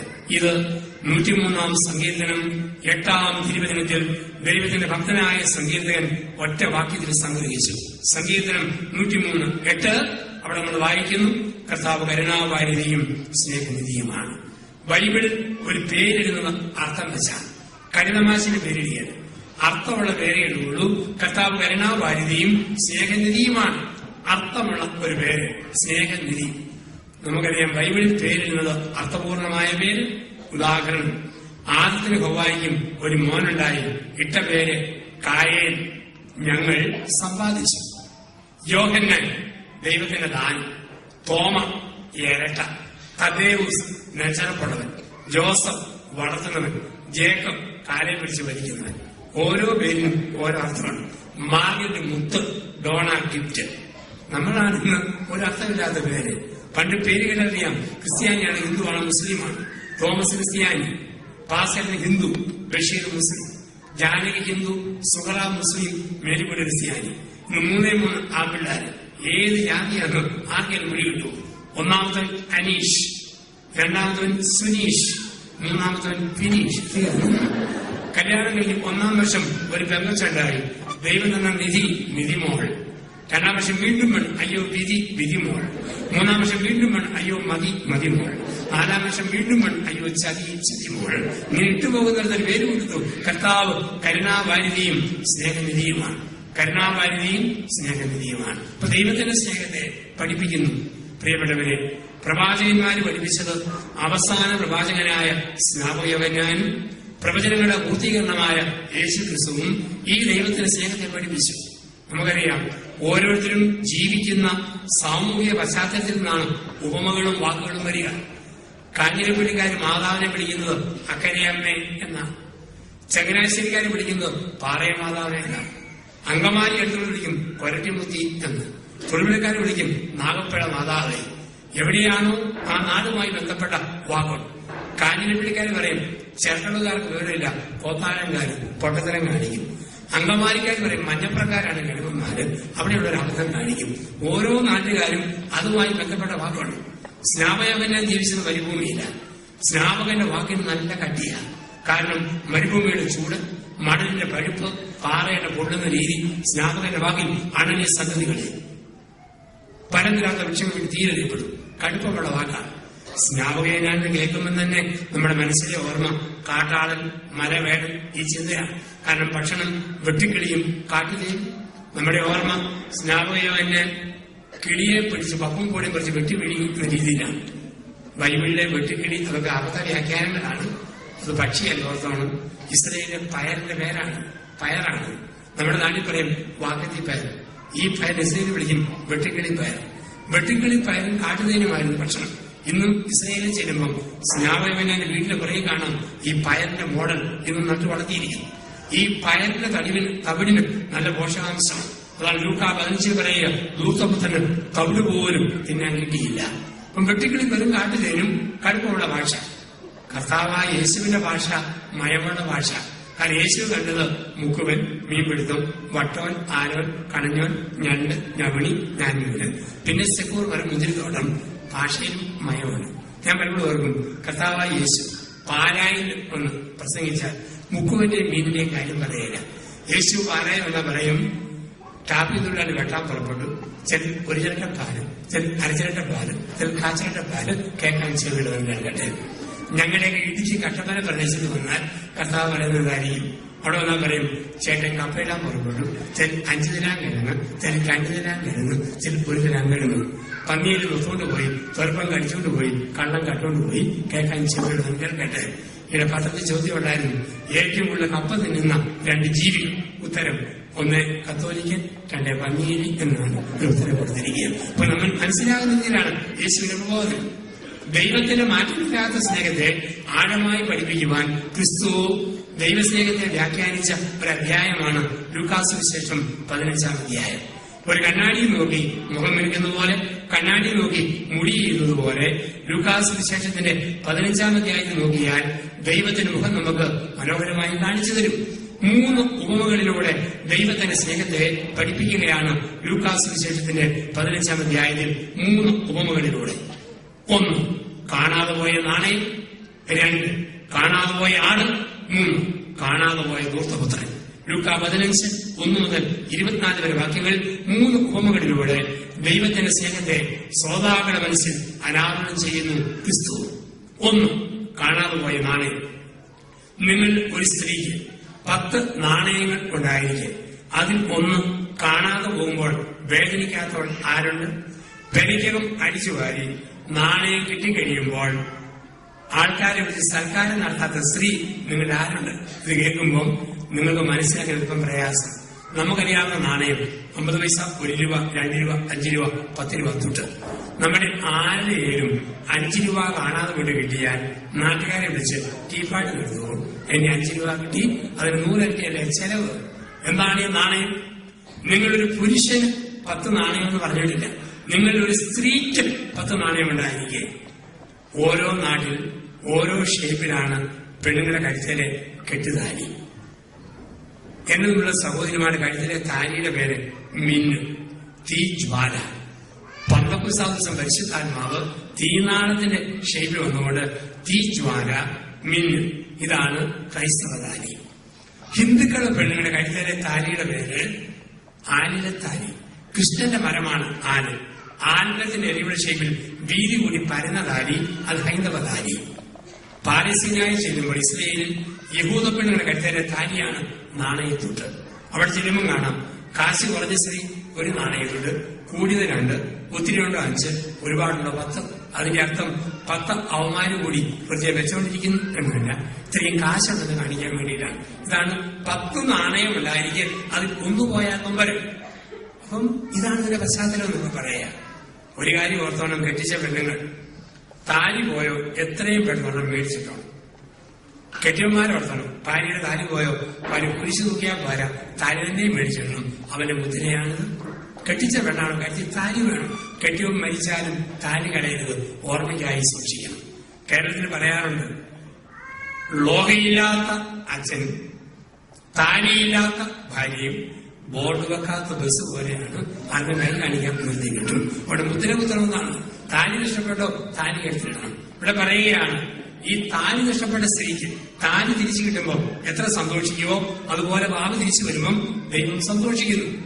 വീണ്ടും പറയുന്നൊരു ഭാഗമുണ്ട്, ഇടയിൽ 100 ആളുടെയിലും ഒരെണ്ണം പോകുമ്പോൾ ദുഃഖം, തിരിച്ചു കിട്ടുമ്പോൾ സന്തോഷം. അതുപോലെ സഭയിൽ നിന്ന് പോയവൻ ദൈവത്തിൽ നിന്ന് അവൻ തിരിച്ചു വരുമ്പോൾ ദൈവം സന്തോഷിക്കുന്നു. അപ്പന് മക്കൾ 2, മൂത്തപുത്രൻ ധൂർത്തപുത്രൻ. ധൂർത്തപുത്രൻ തിരിച്ചു വന്നപ്പോൾ അപ്പന് സന്തോഷം. ഒരാൾ തിരിച്ച് ദൈവത്തിലേക്ക് വരുമ്പോൾ ദൈവം സന്തോഷിക്കുന്നു. മനസ്സിലാകുന്ന രീതിയിലാണ് സ്നേഹത്തെ കർത്താവ് പഠിപ്പിക്കുക. പ്രിയപ്പെട്ടവരെ, ദൈവം എന്നെ സ്നേഹിക്കുന്നു എന്ന് നമുക്ക് ഉറപ്പുണ്ടോ? എന്തും ഏതും വന്നാലും നമ്മൾ സഹിച്ചു പിടിച്ചിരിക്കും. ദൈവം സ്നേഹിക്കുന്ന ഉറപ്പുള്ള വ്യക്തിയെ സംബന്ധിച്ച് പല്ല് പറഞ്ഞാലും കുഴപ്പമില്ല, മോണി ഒട്ടിയാലും പ്രശ്നമില്ല, വയലിൽ ചാടിയാലും പ്രശ്നമില്ല, ടീവില് പോയാലും പ്രശ്നമില്ല. ദൈവം എന്നെ സ്നേഹിക്കുന്നു. പ്രായം കൂടുതലൊന്നും അംഗീകരിക്കാനും ബുദ്ധിമുട്ടുമില്ല. ഇല്ലെങ്കിലോ ഭയങ്കര ടെൻഷൻ, പല്ല് പറഞ്ഞാൽ ദുഃഖം, അല്പം ഷേപ്പ് പോയാൽ ക്ഷീണം, തൊലിക്ക് തൊഴിൽ വീഴുമ്പോൾ പ്രയാസം, ആകെപ്പാടെ ടെൻഷൻ. ഒരച്ഛൻ പുത്തനായിട്ട് പള്ളി വന്നു. ആൾക്കാർ ചോദിച്ചു, അച്ഛന് വയസ്സെത്രയായി? അച്ഛൻ പറഞ്ഞു 45. 5 വർഷക്കാലം അച്ഛൻ ഇടവകയെ നയിച്ചു. 5 വർഷം കഴിഞ്ഞപ്പോൾ ചോദിച്ചു, അച്ഛൻ ഇപ്പൊ എത്ര വയസ്സായി? അച്ഛൻ പറഞ്ഞു 45. അവർ ചോദിച്ചു, അച്ഛന് പ്രായം കൂടിയല്ലേ? അച്ഛൻ പറഞ്ഞു, ഞാൻ നിങ്ങളെ പോലെ ഒരു സാധാരണ മനുഷ്യനില്ല, ഒരു കത്തോലിക്ക പുരോഹിതനാണ്. ഇനി എളുപ്പത്തിൽ വാക്കുമാറ്റാൻ പറ്റിയത്. 45, 45, 45. 15 വർഷങ്ങൾ കഴിഞ്ഞു. അച്ഛന് വയസ്സ് 60ആയി. ഇടവക ജനങ്ങളും മഠത്തിലെ കന്യാസികളും ചേർന്നു 60 പ്രാക്കൾ, 60 പൂക്കൾ, 60 നക്ഷത്രങ്ങൾ, 60 തിരികൾ, 60 സിംബൽസ് എല്ലായിടത്തും പതിപ്പിച്ചു വെച്ചു. 60 അംഗീകരിക്കാൻ അച്ഛന്റെ മാർഗവുമില്ല. അരിശമെന്ന് അച്ഛൻ പറഞ്ഞു, പ്രിയപ്പെട്ടവരെ, നിങ്ങൾ ഓർത്തേക്കാം, ഇന്നത്തെ ദിവസത്തിന്റെ പ്രത്യേകത എന്താണ്? നിങ്ങളുടെ വികാരിയായി എനിക്ക് 45 വയസ്സ് തികഞ്ഞതിന്റെ 15ാം വാർഷികം ഇടവ സമൂഹം ഒരുമിച്ച് ആഘോഷിക്കുകയാണ്. അപ്പൊ ദൈവത്തിന്റെ സ്നേഹത്തിന്റെ മാറ്റമില്ലാത്ത സ്നേഹത്തിന്റെ ഉറപ്പ് കിട്ടി കഴിയുമ്പോൾ പ്രായം പ്രശ്നമല്ല, ക്ഷീണം പ്രശ്നമല്ല, തകർച്ച പ്രശ്നമില്ല, എന്ത് വേണ്ടി സ്വീകരിക്കാൻ നമുക്ക് ഒരു ബുദ്ധിമുട്ടുമില്ല. നമ്മുടെ കരുതി ലോകത്തിലെ മനുഷ്യ സ്നേഹം ശാശ്വതം അല്ല. ലോകത്തിലെ സ്നേഹമെല്ലാം ഇന്നുണ്ട്, നാളെയില്ല, മാഞ്ഞു മാഞ്ഞു പോകും. ചില ആൾക്കാർ മുഴുവൻ മരിച്ചു കിടക്കുമ്പോൾ ചില പ്രസംഗിക്കുന്നതിനേക്കാൾ നികത്താനാകാത്ത വിടവ് ദാ കിടക്കും. അതാണ് ഏറ്റവും വലിയ നുണയം പ്രസംഗം. ഈ ലോകത്ത് അവിടെ നികത്താനാകാത്ത വിടവ്. പ്രകൃതിയുടെ നിയമം എന്ന് പറഞ്ഞു ആണി ഊരിയോ പകരം ആപ്പ് കയറാൻ വേണ്ടി കാത്തിരിക്കുക. പിന്നെ ഇവിടെ നികത്താനാകാത്ത വിടവ് ഒക്കെ വെറുതെ പറയുന്നത് മാത്രം. ഞാൻ പറഞ്ഞാലും ധ്യാനമന്ദിരത്തിൽ നിന്ന് പോകുമ്പം അവിടുത്തെ ശുശ്രൂഷ അയ്യോ അച്ഛൻ പോലെ അനക്കം പോയി. ഞാൻ പോകുമ്പോൾ 200 പേര് സ്ഥിരം ധ്യാനിക്കാൻ വരുമായിരുന്നു. അച്ഛൻ പോലെ എങ്ങനെയാ? ഞാൻ പോയി 6 മാസം കഴിഞ്ഞപ്പം 250-300 പേര് വരാനായിട്ട് തുടങ്ങി. കാതുകുത്തിയം പോയോ കടുക്കിനോട്ടോ വരും. പ്രപഞ്ചത്തിന്റെ പാഠം. നമ്മളൊക്കെ ചില ദൗത്യം കുറെ നാൾ കാക്കുന്നു, പിന്നെ പോകുന്നു. ബസ്സേ യാത്ര ചെയ്യുന്നവര് കുറെ നേരം സീറ്റിരിക്കുന്നു, അതിന് അടുത്ത അവിടെ കയറിയിരിക്കുന്നു. ഈ ലോകമല്ല അത്രയേ ഉള്ളൂ. അപ്പൊ നമ്മള് ശാശ്വതമായ ഒന്ന് ദൈവത്തിന്റെ സ്നേഹവും ആ ഉറപ്പും മാത്രമാ. ബാക്കിയെല്ലാം മാഞ്ഞു പോകും, മറഞ്ഞു പോകും. പലപ്പോഴും മരണവീടുകൾ ചെല്ലുമ്പം ചില കെട്ടിയവന്മാര് ഭാര്യയുടെ ശവത്തെ കെട്ടിപ്പിടിച്ചിട്ട് എണീറ്റിട്ട് പോവുകയാണോടി. ചില പെണ്ണുങ്ങൾ എനിക്ക് ആരാണോ ഇങ്ങനെയൊക്കെ കരയുന്ന കേട്ടിട്ടുണ്ട്. പക്ഷെ ഇങ്ങനെ കരഞ്ഞ ചില അമ്മമാരെങ്കിലും ഭാര്യയുടെ കലകളുടെ സ്മരണ ഉണങ്ങുന്നതിന് മുമ്പ് ഞാൻ തന്നെ കെട്ടിച്ചിട്ടുണ്ട്. ഇതാണ് ലോകം എന്നൊക്കെ പറയുക. ഇപ്പൊ ശാശ്വതമായ സ്നേഹം ദൈവത്തിന്റെ സ്നേഹം മാത്രം. ലോകത്ത് കാണുന്ന ഒരു സ്നേഹത്തെ നമുക്ക് ശാശ്വതം എന്ന് പറയാൻ പറ്റിയല്ലോ. ചിലപ്പോഴത് ചരമപ്രസംഗം ഞങ്ങളെ ഏൽപ്പിച്ചിട്ട് വികാരീശന്മാര് വിദഗ്ധമായിട്ട് മാറാറുണ്ട്. അങ്ങനെ സ്ഥാനത്തും അസ്ഥാനത്തും പ്രസംഗിച്ച അച്ഛന്മാരും കൊണ്ട് പ്രസംഗിച്ച അബദ്ധം പറ്റിയവരുമുണ്ട്. അച്ഛന്റെ ഇടയമ്മയുടെ വീട്ടിലേക്ക് ഇങ്ങനെ പാടത്തിന്റെ വരമ്പിലൂടെ നടന്നു പോകുമ്പോൾ ഒരു വീട്ടിൽ ശവമടക്ക് വികാരിച്ചും കപ്പ്യാരോട് പറഞ്ഞു കപ്പൂച്ചനച്ഛനെ വിളിച്ചോണ്ട് വരാൻ പറഞ്ഞു. കപ്പ്യാര് പറഞ്ഞു വികാരി വിളിക്കുന്നു, പോകാതിരിക്കാൻ പറ്റൂ. ചെന്ന് കഴിഞ്ഞപ്പോഴുണ്ട് 70ഓളം വയസ്സുള്ള ആര് നരബാധിത മീശ മുടി കണ്ണട വെച്ച് വെട്ടി മരിച്ചു കിടന്നു. മക്കള് പൊട്ടിക്കരയുന്നു, ഭാര്യ ഏങ്ങിക്കരയുന്നു, നാട്ടുകാരി വെങ്ങിക്കരയുന്നു. വികാരിച്ചൻ ബന്ധിപ്പിക്കൊണ്ടിരിക്കുന്നു. അച്ഛൻ പറഞ്ഞു ചരമപ്രസംഗം പറഞ്ഞേക്കാം. അച്ഛൻ പറഞ്ഞു ഒരു പരിചയം എങ്ങനെയാ പറയുന്നത്? ഓ നിങ്ങളുടെ ധ്യാനഗുരുക്കന്മാർക്കാണ് പ്രയാസം, ബൈബിളിൽ നിന്ന് പെറുക്കി പറഞ്ഞാൽ പോലെ അങ്ങ് പറഞ്ഞോളാൻ തോന്നുന്നു. പ്രസംഗത്തിന് ഉപടമായി. അച്ഛൻ പറഞ്ഞു പിതാവിന്റെയും പുത്രന്റെയും പരിശുദ്ധാത്മാവിന്റെ നാമത്തിൽ ആമേൻ. യോഹന്നാന്റെ സുവിശേഷം 14-ാം അധ്യായത്തിൽ പറയുന്നു എന്റെ പിതാവിന്റെ ഭവനത്തില് അനേകം മുറികളുണ്ട്. ഞാൻ പോയി അവിടെ ആയി കഴിയുമ്പോൾ നിങ്ങളും ആയിരിക്കരുതിന് കൂട്ടിക്കൊണ്ടുപോകും. ഈ മകനെ പിതാവായ ദൈവം കൂട്ടിക്കൊണ്ടുപോയിരിക്കും. ഇദ്ദേഹത്തെ അധികമൊന്നും അറിയത്തില്ല. ഒരു കാര്യം അറിയാം, നല്ല ഒരു അപ്പനായിരുന്നു, ആ വേദന മക്കളിൽ കാണും. നല്ല കെട്ടിയവനായിരുന്നു, ദുഃഖം ഭാര്യയിൽ കാണുന്നു. ഇടവേല നല്ല കുഞ്ഞാടായിരുന്നു, വിരഹവേദന വികാരിച്ചതിനെ കാണുന്നു. നല്ലവനായ മനുഷ്യനായിരുന്നു, അതിന്റെ വിങ്ങൽ നാട്ടുകാരി കാണുന്നു. ഒരു പദം പറഞ്ഞ് അവസാനിപ്പിക്കട്ടെ. മകനെ നിന്നിന്റെ ഓട്ടം നല്ലവണ്ണം പൂർത്തിയാക്കി. ജീവനുള്ള ന്യായാധിപനായ ദൈവം നിന്നെ ജീവന്റെ കിരീടം അണിയിക്കട്ടെ എപ്പോഴും എപ്പോഴും എന്നേക്കുവാമൻ പറഞ്ഞു നിർത്തുകയും അവിടെ കൂടി നിന്ന 500ഓളം പേർ ഒറ്റച്ചിരി, മരണ വീട്ടിൽ പൊട്ടിച്ചിരി, ചരമസന്ധ കൂട്ടച്ചിരി. അച്ഛനെ ചമ്മലേക്ക് ആളുകൾ ചിരിയുടെ കാരണം അറിയത്തില്ല. അച്ഛൻ അടുത്ത് ചേട്ടനോട് ചോദിച്ചു എല്ലാവരും എന്നെ ഇങ്ങനെ ചിരിക്കുന്നു. ചേട്ടൻ ചോദിച്ചു എന്നാ ഓർത്തോണ്ടാ അച്ഛൻ പ്രസംഗിച്ചത്? എന്നാ പറ്റി ഈ മനുഷ്യൻ എങ്ങനെയാ മരിച്ചത്? അച്ഛന് വല്ല പിടിയുള്ളൂ. അച്ഛൻ എങ്ങനെ മരിച്ചതാ? എന്റെ അച്ഛ അങ്ങാടിയിൽ കടത്തലിരുന്ന് കാശ് വെച്ച് ചീട്ട് കളിക്കുന്ന സ്വഭാവം. നിങ്ങളെ കാശ് വെച്ച് ചീട്ട് കളിച്ചപ്പോൾ പോലീസുകാരെ പിടിക്കാൻ വേണ്ടി ജീവനും ഓടുന്ന പണിക്ക് ഉടുതുണി ചവിട്ടി പറഞ്ഞ് ഒരു പൊട്ടക്കടയ്ക്ക് വീണു. അവിടെ കെട്ടിക്കിടന്ന വെള്ളം കുടിച്ചാണ് ഈ മനുഷ്യന്റെ മരണം. ഇയാളെ നോക്കിയാണ് കപ്പുചേച്ചിന്റെ പ്രസംഗം. മകനെ നിന്റെ ഓട്ടം നല്ലവണ്ണം പൂർത്തിയാക്കി. ജീവനുള്ള ന്യായാധിപനായ ദൈവം നിന്ന് ജീവന്റെ കിരീടം അണിയിക്കട്ടെ. മരണം വേണ്ടി കരച്ചിൽ ഏതാനും ദിവസം കഴിയുമ്പം കണ്ണീര് പറ്റിപ്പോവും, കരച്ചിൽ നിന്നുപോകും. പ്രിയപ്പെട്ടവരെ, മാറാത്തൊരു സ്നേഹം ദൈവത്തിന്റെ സ്നേഹം. ദൈവത്തെ പാറ എന്ന് വിളിക്കുമ്പോൾ പാറയ്ക്ക് 5 സ്വഭാവം. ദൈവസ്നേഹത്തിനോട് 5 സ്വഭാവം. പാറയുടെ ഒന്നാമത്തെ പ്രത്യേകത ഇളക്കമില്ല. പാറ ഉറച്ചതാണ്, അതിന് പിടിക്കും അചഞ്ചലത. 2, പാറയുടെ രണ്ടാമതൊരു പ്രത്യേകത ഉള്ളത് പാറയെ സംബന്ധിച്ച് ഒരു വ്യവസ്ഥയുമില്ല. മഴ വന്നാലും വെയിൽ വന്നാലും ഒരുപോലെ ഇരിക്കും. മഴയത്തും പാറയുടെ കയറിയിരിക്കാം, വെയിലത്തും കയറിയിരിക്കാം, ഒരു വ്യവസ്ഥയുമില്ല. 3, പാറ ഒരു പദ്ധതിയുടെ പാറയ്ക്ക്. പാറ പൊട്ടിക്കുമ്പോൾ പ്രപഞ്ചത്തിന്റെ പദ്ധതി തകരുന്നു. ഇന്ന് പാറമണകൾ പൊട്ടിക്കാൻ പറ്റിയെന്ന് വിലകുന്നതിന് കാരണം ഇതാ. ഒരു പദ്ധതിയിൽ അവർ കല്ലിന്റെ ഇരിപ്പും ഒരു പാറയുടെ ഇരിപ്പും അത് താറുമാറാക്കാൻ ഭൂമികുലുക്കങ്ങൾ, പ്രളയങ്ങൾ, പ്രകൃതിവിരുദ്ധമായ അനുഭവങ്ങൾ കടന്നു വരും. 4, പാറ ഒരു പരിപാലനയാണ്. വലിയ കാറ്റിനെ തടഞ്ഞു നിർത്തുന്ന പരിപാലന, വലിയ ചൂടിനെ തടഞ്ഞു നിർത്തുന്ന പരിപാലനയുണ്ട്. അപ്പം ആ 5 പാറയ്ക്ക് ഓരോരുത്തരും വ്യക്തിപരമായ കരുതലുണ്ട്. ആര് വന്നാലും ഓരോരുത്തരും ഒരുപോലെ പരിഗണിക്കും. ഒരു പാറയുടെ തണലിൽ, ഒരു പാറയുടെ കീഴിൽ. ദൈവത്തെ അപേക്ഷയിലേക്ക് വിളിക്കുമ്പോൾ ദൈവത്തിനുമുണ്ട് ഈ 5 സ്വഭാവങ്ങൾ. 1. അചഞ്ചലമായ സ്നേഹം. യേശയ്യ 54 10-11 വാക്യങ്ങൾ. മലകൾ അകന്നു പോയേക്കാം, കുന്നുകൾ മാറ്റപ്പെട്ടേക്കാം, എന്റെ അചഞ്ചലമായ സ്നേഹം എന്നും നിന്നോടുകൂടി ഉണ്ടായിരിക്കും. മലകൾ അകന്നു പോയേക്കാം, കുന്നുകൾ മാറ്റപ്പെട്ടേക്കാം, എന്റെ അചഞ്ചലമായ സ്നേഹം എന്നും നിന്നോടുകൂടി ഉണ്ടായിരിക്കും. ദൈവത്തിന്റെ സ്നേഹത്തിന് മാറ്റമില്ല. ഈ പ്രിയപ്പെട്ടവരെ, ദിവസവും പത്രമാസികകളിൽ സോഷ്യൽ മീഡിയയിൽ അചഞ്ചലമായ സ്നേഹത്തിന്റെ ഏതെങ്കിലും ഉദാഹരണം കാണുമ്പോൾ ദൈവത്തിന്റെ സ്നേഹത്തിന്റെ അചഞ്ചലതയെ ഓർക്കുക. അങ്കമാലി അടുത്ത് എളവൂർ സ്കൂളിലെ കുഞ്ഞുങ്ങൾ പൂതത്താങ്കട്ടിൽ വെള്ളം കാണാൻ പോയി. ചെങ്ങാടത്തിൽ വെള്ളം കണ്ടു പോകുമ്പോൾ ചെങ്ങാടം മുങ്ങി. കുഞ്ഞുങ്ങൾ വെള്ളത്തിൽ താങ്ങുമ്പോൾ എളവൂർ സ്കൂളിലെ 45 വയസ്സ് പ്രായമുള്ള ലിസി എന്ന ടീച്ചർ വെള്ളത്തിലേക്ക് എഴുതിയാണ്. അനേകം കുഞ്ഞുങ്ങളെ കോരിയെടുത്തെടുത്ത് രക്ഷിച്ചു. ഒരു കുഞ്ഞിനെ രക്ഷിക്കാൻ വേണ്ടി മുങ്ങുമ്പോൾ വസ്ത്രം ഇഞ്ചിയുടെ മുള്ളിലൊടുക്കി വെള്ളം കുടിച്ച് മരിച്ച എളവൂർ സ്കൂളിലെ ടീച്ചർ ലിസി. മലകളകന്നാലും കുന്നുകൾ മാറ്റപ്പെട്ടാലും അചഞ്ചലമായി നിലനിൽക്കുന്ന ദൈവസ്നേഹത്തിന്റെ പല മുഖങ്ങളിൽ ഒരു മുഖം.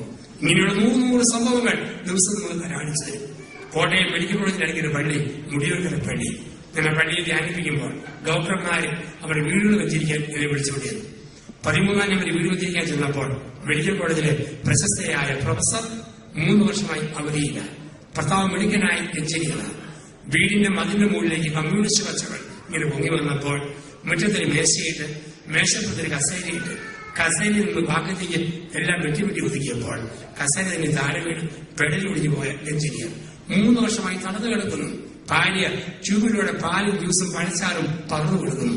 തുണി വെള്ളത്തിൽ മുക്കി ഉച്ച മുതൽ പുള്ളംകാലിൽ വരെ തുടച്ചു കൊടുക്കുന്നു. ഞാൻ ചോദിച്ചു, എത്ര നാളിങ്ങനെ? ആ ലേഡി ഡോക്ടർ പറഞ്ഞ, എന്റെ കാവലിന് എന്റെ ദൈവം തന്നതാ, എന്നെ ഏൽപ്പിച്ചതാ. ദൈവം നിശ്ചയിക്കുന്ന നാൾ വരെ ഇങ്ങനെ. മലകളകന്നാലും കുന്നുകൾ മാറ്റപ്പെട്ടാലും അചഞ്ചലമായ ദൈവത്തിന്റെ സ്നേഹം. ഒമാനിലെ സലാലയിൽ ഞാൻ ധ്യാനിക്കുമ്പോൾ കണ്ടു യുവതിവാക്കന്മാരെ 2 എഞ്ചിനീയേഴ്സ്, 12-ഉം 14-ഉം വയസ്സുള്ള 2 മക്കൾ, 2 ഓട്ടിസം ബാധിച്ചവരാ. മാറി അവധി എടുത്തിരുന്ന ഒരു പ്രതീക്ഷയില്ലാത്ത മക്കളെ പരിപാലിക്കുന്ന മാതാപിതാക്കൾ.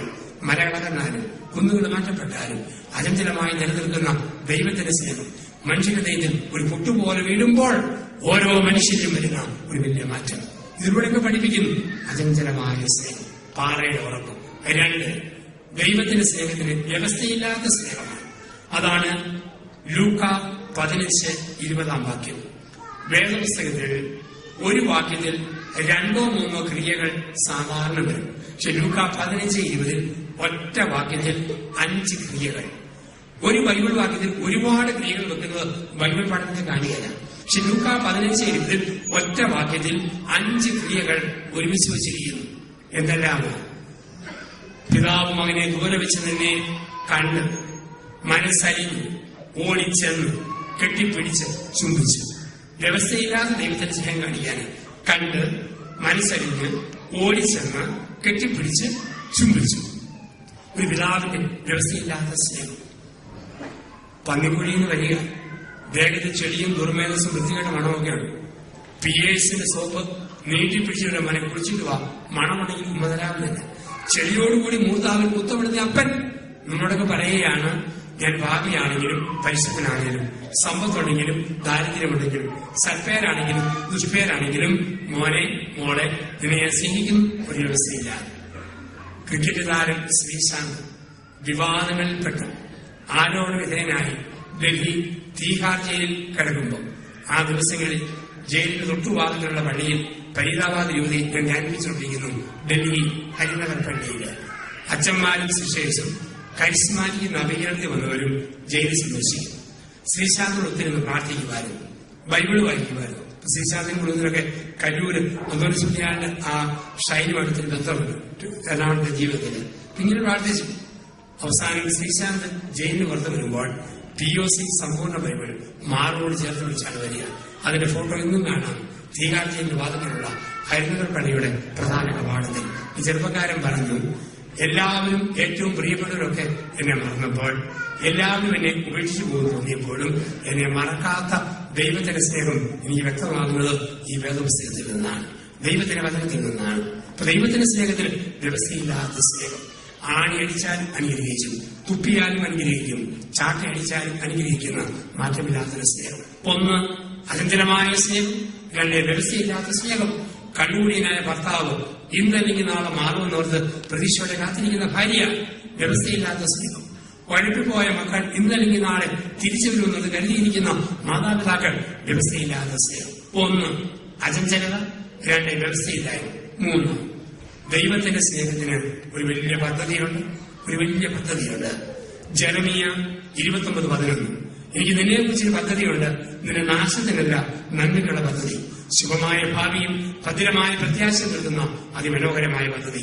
റോമാലേഖനം 8:28. ദൈവത്തെ സ്നേഹിക്കുന്നവർക്ക്, അവന്റെ പദ്ധതി പ്രകാരം വിളിക്കപ്പെട്ടവർക്ക് അവിടുന്ന് സമസ്തവും നന്മയ്ക്കായി വിളിക്കുന്നു. എനിക്ക് നല്ല ഉറപ്പാണ് ഈ വചനം. ഞാൻ 8, 9, 10 ക്ലാസ്സിൽ പഠിക്കുമ്പോൾ എന്റെ സ്ഥലത്തും ഞങ്ങളുടെ ഭാഗങ്ങളിലെല്ലാം എനിക്ക് 3 ഐറ്റങ്ങൾക്കെന്നും വർഷങ്ങളോളം 1ാം സമ്മാനം കിട്ടുമായിരുന്നു. 1 പ്രസംഗ മത്സരം, 2 കഥാപ്രസംഗം, 3 മോണോ ആയിട്ട്. പിന്നെ അത് മിമിക്രിയായിട്ട് മാറി ഈ മോണോ ആയിട്ട്. യൂണിവേഴ്സിറ്റി തലത്തിലും കിട്ടുമായിരുന്നു, സ്കൂൾ തലത്തിലും കിട്ടുമായിരുന്നു. ഒത്തിരി സർട്ടിഫിക്കറ്റുകൾ. 10ാം ക്ലാസ് കഴിഞ്ഞപ്പോൾ എനിക്ക് വലിയ ആഗ്രഹമായിരുന്നു അച്ഛനാവാമ്പോൾ. അൾത്താരകാരനാണ്, പക്ഷെ എന്റെ മൂത്ത 3 പേര് പെട്ടെന്ന് മരിച്ചു പോയതാണ് 10 മാസം. അതുകൊണ്ട് എന്നെ സെമിനാരി വിടാൻ എന്റെ അമ്മയ്ക്ക് പറ്റിയായിരുന്നു. ഒത്തിരി കാര്യമായിരുന്നു. അപ്പൻ പട്ടാളത്തിൽ തോന്നിയ ആളാണ്. അപ്പനും എതിരായി എന്നെ പീഡിക്കുകയും വിദ്യാഭ്യാസ കോളേജ് ജൂനിയർ കോളേജാണ്. അവിടെയും എനിക്ക് 3 ഐറ്റങ്ങൾക്ക് 1ാം സമ്മാനം കിട്ടി തുടങ്ങിയപ്പം രാഷ്ട്രീയക്കാർ വരെ പിടിച്ചു. പീഡിക്കുകയിൽ വളരെ ശക്തമാണ് കേരള കോൺഗ്രസ് എന്ന രാഷ്ട്രീയ പ്രസ്ഥാനം. അതിന്റെ വിദ്യാർത്ഥി നേതൃസ്ഥാനത്ത് ഞാൻ പെട്ടെന്ന് വളർന്നു വന്നു. 2 വർഷം കൊണ്ട് കോളേജ് യൂണിയനിലായി, ട്രാൻസ്പോർട്ട് അഡ്വൈസറി ബോർഡിലായി. ഇടുക്കി ജില്ലയാണ്, ഈ സാഹചര്യം ധാരാളമാണ്. പക്ഷെ പഠിക്കാൻ മറന്നു. ഒറ്റ പ്രാർത്ഥനയുള്ള, ദൈവമേ നീ എന്നെ പീഡിക്കുക ചെയ്യിപ്പിക്കണം, വക്കീലാക്കണം, എന്നിട്ട് നീ എന്നെ MLA ആകണം. ഇതായിരുന്നു പ്രാർത്ഥന. എന്റെ കൂട്ടുകാരന്മാരില്ലാന്ന് നിയമം പഠിക്കുന്നവര്. പരീക്ഷ വന്നപ്പം 32 ഹാജരിയുള്ളൂ. അന്ന് മുനീറിന്റെ അപ്പൻ മുഹമ്മദ് കോയ അന്ന് വിദ്യാഭ്യാസ മന്ത്രി. രാഷ്ട്രീയ സ്വാധീനത്തിൽ പരീക്ഷയിൽ മലയാളം മാത്രം ജയിച്ചു. ബാക്കിയുള്ള 100-8, 9, 10 കിടക്കാൻ കഷ്ടപ്പാട്. നന്നായിട്ട് പഠിച്ചു വന്ന രാഷ്ട്രീയത്തിന്റെ ബാക്കി പുസ്തകമായിരുന്നു. ഈ സമയത്ത് രാഷ്ട്രീയ പ്രസ്ഥാനം 2 പിളർന്നു. 2 കൂടി മാറി വീട്ടിൽ വരാൻ തുടങ്ങി. 2 അങ്കിളുമാർ അച്ഛന്മാരെന്നെ ഗുജറാത്തിലേക്ക് കൊണ്ടുപോയി. അവിടെ നിർത്തി ഇംഗ്ലീഷ്, ഹിന്ദിയൊക്കെ പഠിപ്പിച്ചു. സിസ്റ്റർമാരും അച്ഛന്മാരും മെഷീൻ ജോലിയെ കണ്ടപ്പോൾ എനിക്ക് വീണ്ടും തോന്നി അച്ഛനായ കൊള്ളാം, പഴയ ആഗ്രഹം. തിരിച്ച് കേരളത്തിൽ ഇപ്പം പ്രസംഗം താല്പര്യമുള്ളതുകൊണ്ട് കപ്പുച്ചിൻ സഭ ഞങ്ങൾക്ക് പ്രത്യേക എസ്റ്റേറ്റുകളോ വഴികളോ സ്ഥാപനങ്ങളോ ഒന്നുമില്ല. പ്രസംഗം മാത്രമാണ് ഞങ്ങളുടെ സഭയുടെ ദൗത്യം, സുവിശേഷ വേലകളാണ്. അപ്പൊ ഞാൻ സഭയിൽ ചേർന്നു. 13 വർഷം പഠിച്ചു, പട്ടം കിട്ടി. 1993 തിരുവനന്തപുരത്തായിരുന്നു. പ്രതിപക്ഷത്തും ഭരണപക്ഷത്തും ആൾക്കാരുണ്ട്, ഒരു കാണാൻ വരും, ഞാൻ അടിക്ക് അവിടെ ചെയ്യാം. അപ്പം അങ്ങനെ 3 വർഷം കഴിഞ്ഞപ്പം എന്നെ സഭയുടെ അധികാരി സന്ദർശിക്കാൻ വേണ്ടി പറഞ്ഞു. എന്നും പ്രസംഗിച്ചു നടന്നാൽ പിന്നെ ഒന്നും പഠിച്ചില്ല എന്നുള്ള മനപ്രയാസം വന്നാലോ, അതുകൊണ്ട് യൂണിവേഴ്സിറ്റി കോളേജിൽ പോയി ഇഷ്ടമുള്ള എന്തെങ്കിലും പഠിച്ചു. ഞാൻ എനിക്ക് വളരെ ആഗ്രഹം ഉണ്ടായിരുന്നു, വക്കീലായുള്ള സഭ അനുവദിക്കുകയാണെങ്കിൽ അത് തന്നെ ഇഷ്ടം. അങ്ങനെ ഞാൻ എവിടെ രാഷ്ട്രീയ പ്രസംഗം പറഞ്ഞ് വൈകി തെളിഞ്ഞോ ആ തിരുവനന്തപുരം ലോ അക്കാഡമിയിൽ സഭയിൽ ചേർന്നു. 99 ഞാൻ വക്കീലായിട്ട് പുറത്തിറങ്ങി. 1 വർഷക്കാരൻ തിരുവനന്തപുരം ജില്ലാ കോടതിയിൽ പ്രാക്ടീസ് ചെയ്യുമ്പോൾ ഞങ്ങളുടെ ധ്യാനത്തിൽ വെച്ച് മരിച്ചുപോയി ഒരു ആർമണ്ടച്ച്. അപ്പം ഭരണജ്ഞാനം എന്നോട് എടുക്കാൻ പറഞ്ഞു. പിന്നെ എനിക്ക് കോടതി പോകാൻ സമയം കിട്ടിയല്ല, അല്ല ഫുൾ ടൈം ധ്യാനമായി. എങ്കിലും ഇന്നും ഒരുപാട് പേര് ഒതുക്കി സഹായിക്കും. എന്റെ കൂട്ടുകാർ ജഡ്ജിമാരുണ്ട്, കൂട്ടുകാർ അഡ്വക്കേറ്റുമാരുണ്ട്. തീർത്തു പാവപ്പെട്ട ചില കേസുകൾ, വസ്തുതർക്കം, സീതന പ്രശ്നം ഇങ്ങനെ പറഞ്ഞുകൊടുക്കും. അപ്പോൾ ഒതുക്കത്തിൽ ഞാൻ ഒരുപാട് പേരെ പാലാരി ഏറ്റുമാരും കുടുംബ കോടതികളെ സഹായിക്കും. അപ്പൊ എന്നോട് എന്റെ കൂട്ടുകാരെ അച്ഛന്മാരെന്നെ വിളിക്കുന്നത് പീസില്ല വക്കീൽ, കളിയാക്കി വിളിക്കും. ചില അച്ഛന്മാര് നിർദ്ദയം എന്നെ വിളിക്കുന്ന വാക്ക് അമ്മായിയപ്പൻ എന്നാണ്. അമ്മായിയപ്പനെന്ന് ഇംഗ്ലീഷിൽ പറയുമ്പോൾ ഫാദർ ഇൻ ലോ, തർജ്ജമ ചെയ്യുമ്പോൾ അത് അമ്മായിയപ്പനെന്ന് കൂട്ടി വായിക്കാൻ പറ്റും. ഞാനെന്ന് പഠിച്ച ദൈവമേ, ലോകത്തിലെ കോടതിയിൽ കറുത്ത കൗടുപിടി എന്നിട്ട് കൊലക്കുലിച്ചത് പ്രതിക്ക് വേണ്ടി ഞാൻ വാദിക്കും. മാനവിടെ കോടതിക്ക് ഇവർ ഓണം. ഈ നിൽക്കുന്ന എന്റെ കക്ഷി ലോലഹൃദയം കുറുമിനെ പോലും തിരുമ്പിപ്പെടാൻ മനസ്സിലില്ലാത്തതാണ്. കത്തിയെടുത്ത് ഉമ്മ കൊടുത്തപ്പോൾ മൂക്ക് തുറഞ്ഞ് മരിച്ചു പോയതാണ്. ഇങ്ങനെ വാദിക്കാൻ ആഗ്രഹിച്ചപ്പോ തമ്പുരാൻ പറഞ്ഞ മോനെ, വക്കീലിന്റെ കറുത്ത കുപ്പായത്തേക്കാൾ ഉപരി ഒരു കറുത്ത നൈറ്റി പുറത്തൊരു വെളുത്ത ചരടും ഒരു 3 കെട്ടും കെട്ടിത്തരും. എന്റെ ജനത്തിന് മനസ്സിലാകുന്ന നാടൻ ഭാഷയിൽ എന്റെ വചനം പറയാൻ നിന്നെ ആവശ്യമാണ്. അതിന് രാഷ്ട്രീയത്തിന്റെ പരിശീലനങ്ങളിൽ പ്രസംഗത്തിന്റെ മർമ്മങ്ങളും ബാലപാഠങ്ങളും പഠിപ്പിച്ചത് ഞാൻ അയക്കുന്നു. ഇന്ന് ഇങ്ങനെ ഉപകരണമാക്കാൻ പുറകോട്ട് തിരിഞ്ഞു നോക്കുമ്പോൾ കുടുംബ കോടതിയിലൊക്കെ പോയാൽ മതി. 10 ദിവസം നിങ്ങളെ ഒറ്റ ഇരിപ്പ് ധ്യാനിപ്പിക്കാനുള്ള വിഷയം അവിടുന്ന് തന്നെ കിട്ടും. എന്തെല്ലാം കേസുകൾ വെക്കുക. ഒന്നാമത്തെ ഓടി നടന്ന സിനിമാകളിൽ നടിയൊക്കെയാണ് കില്ലപ്പെട്ടിയെ പോലെ നിൽക്കുക, കോടതി വരാൻ ഡൈവോഴ്സിന് പേപ്പറില്ലാത്ത നാണം കണ്ട സംസ്കാരത്തിൽ നമ്മൾ ജീവിക്കുകയാണ്.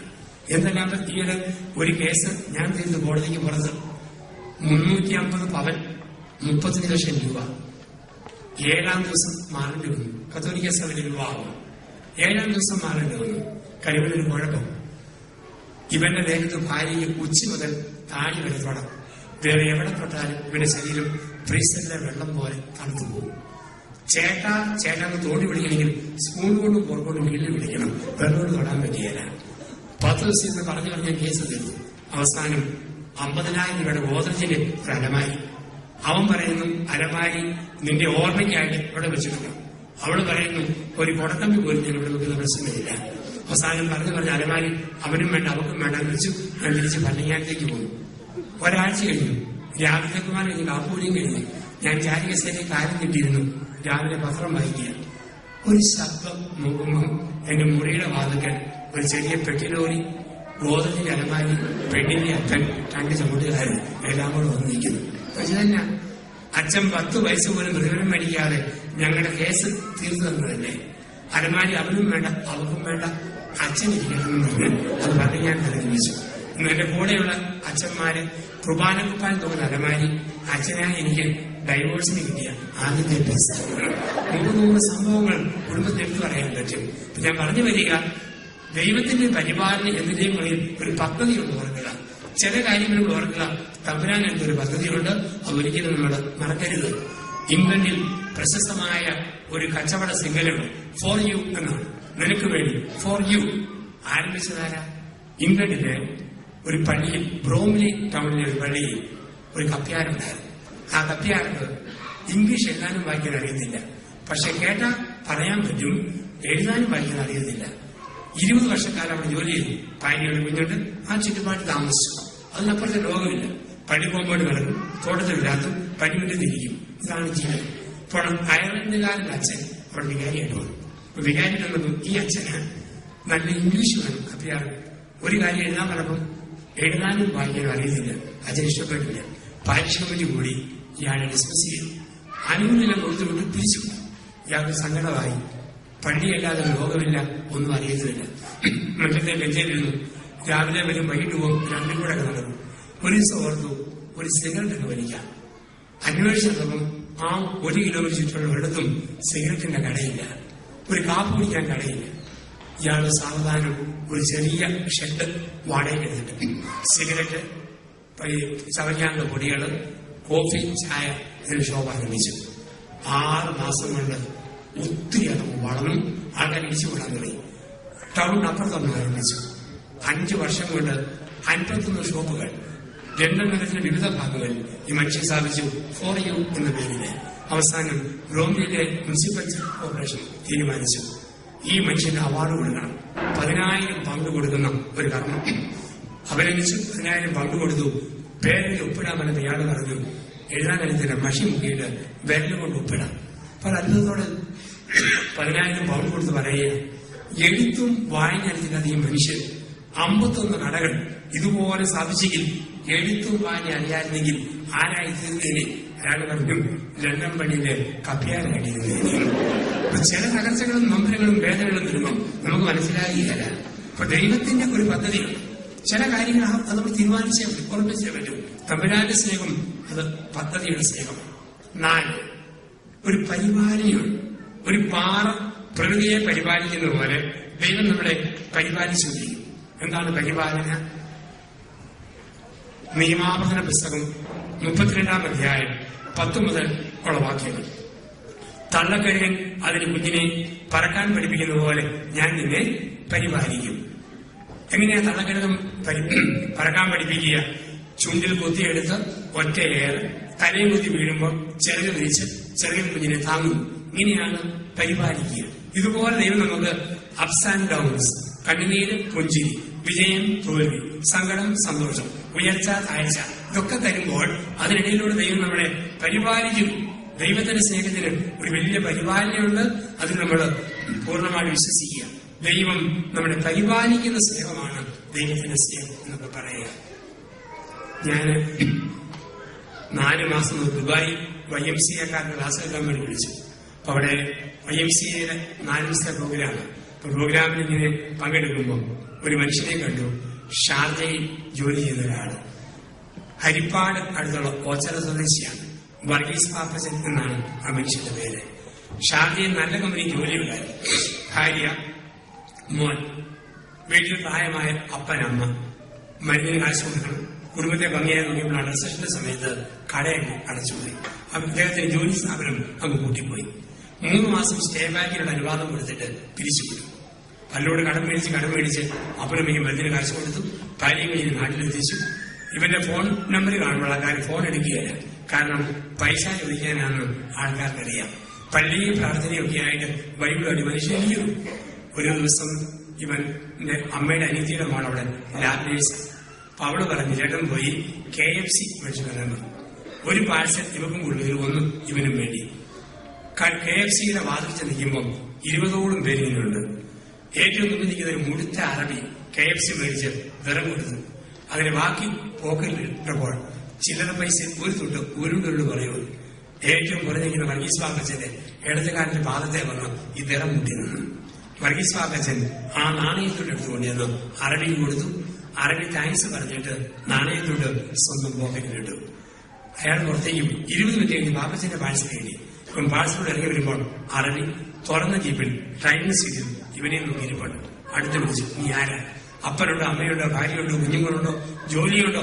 കുശലാന്വേഷണം നടത്തി. നാളുകൾക്ക് ശേഷം ഇവനെ അറിയാതെ കരഞ്ഞുപോയി. ദാരിദ്ര്യത്തിന്റെ നടുവിലാണ്.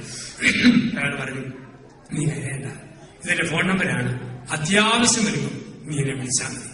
ആ ഫോൺ നമ്പർ മേടിച്ചു വെച്ചു. പാപ്പച്ചൻ വീട്ടിൽ ചെന്ന് കിടന്നു. പിറ്റേ ദിവസം രാവിലെ എഴുന്നേറ്റപ്പോൾ തന്നെ അത്യാവശ്യമാണ്. ഉടനെ ഫോൺ വിളിച്ചു. കരേസിന്റെ നമ്പറില്ലേ.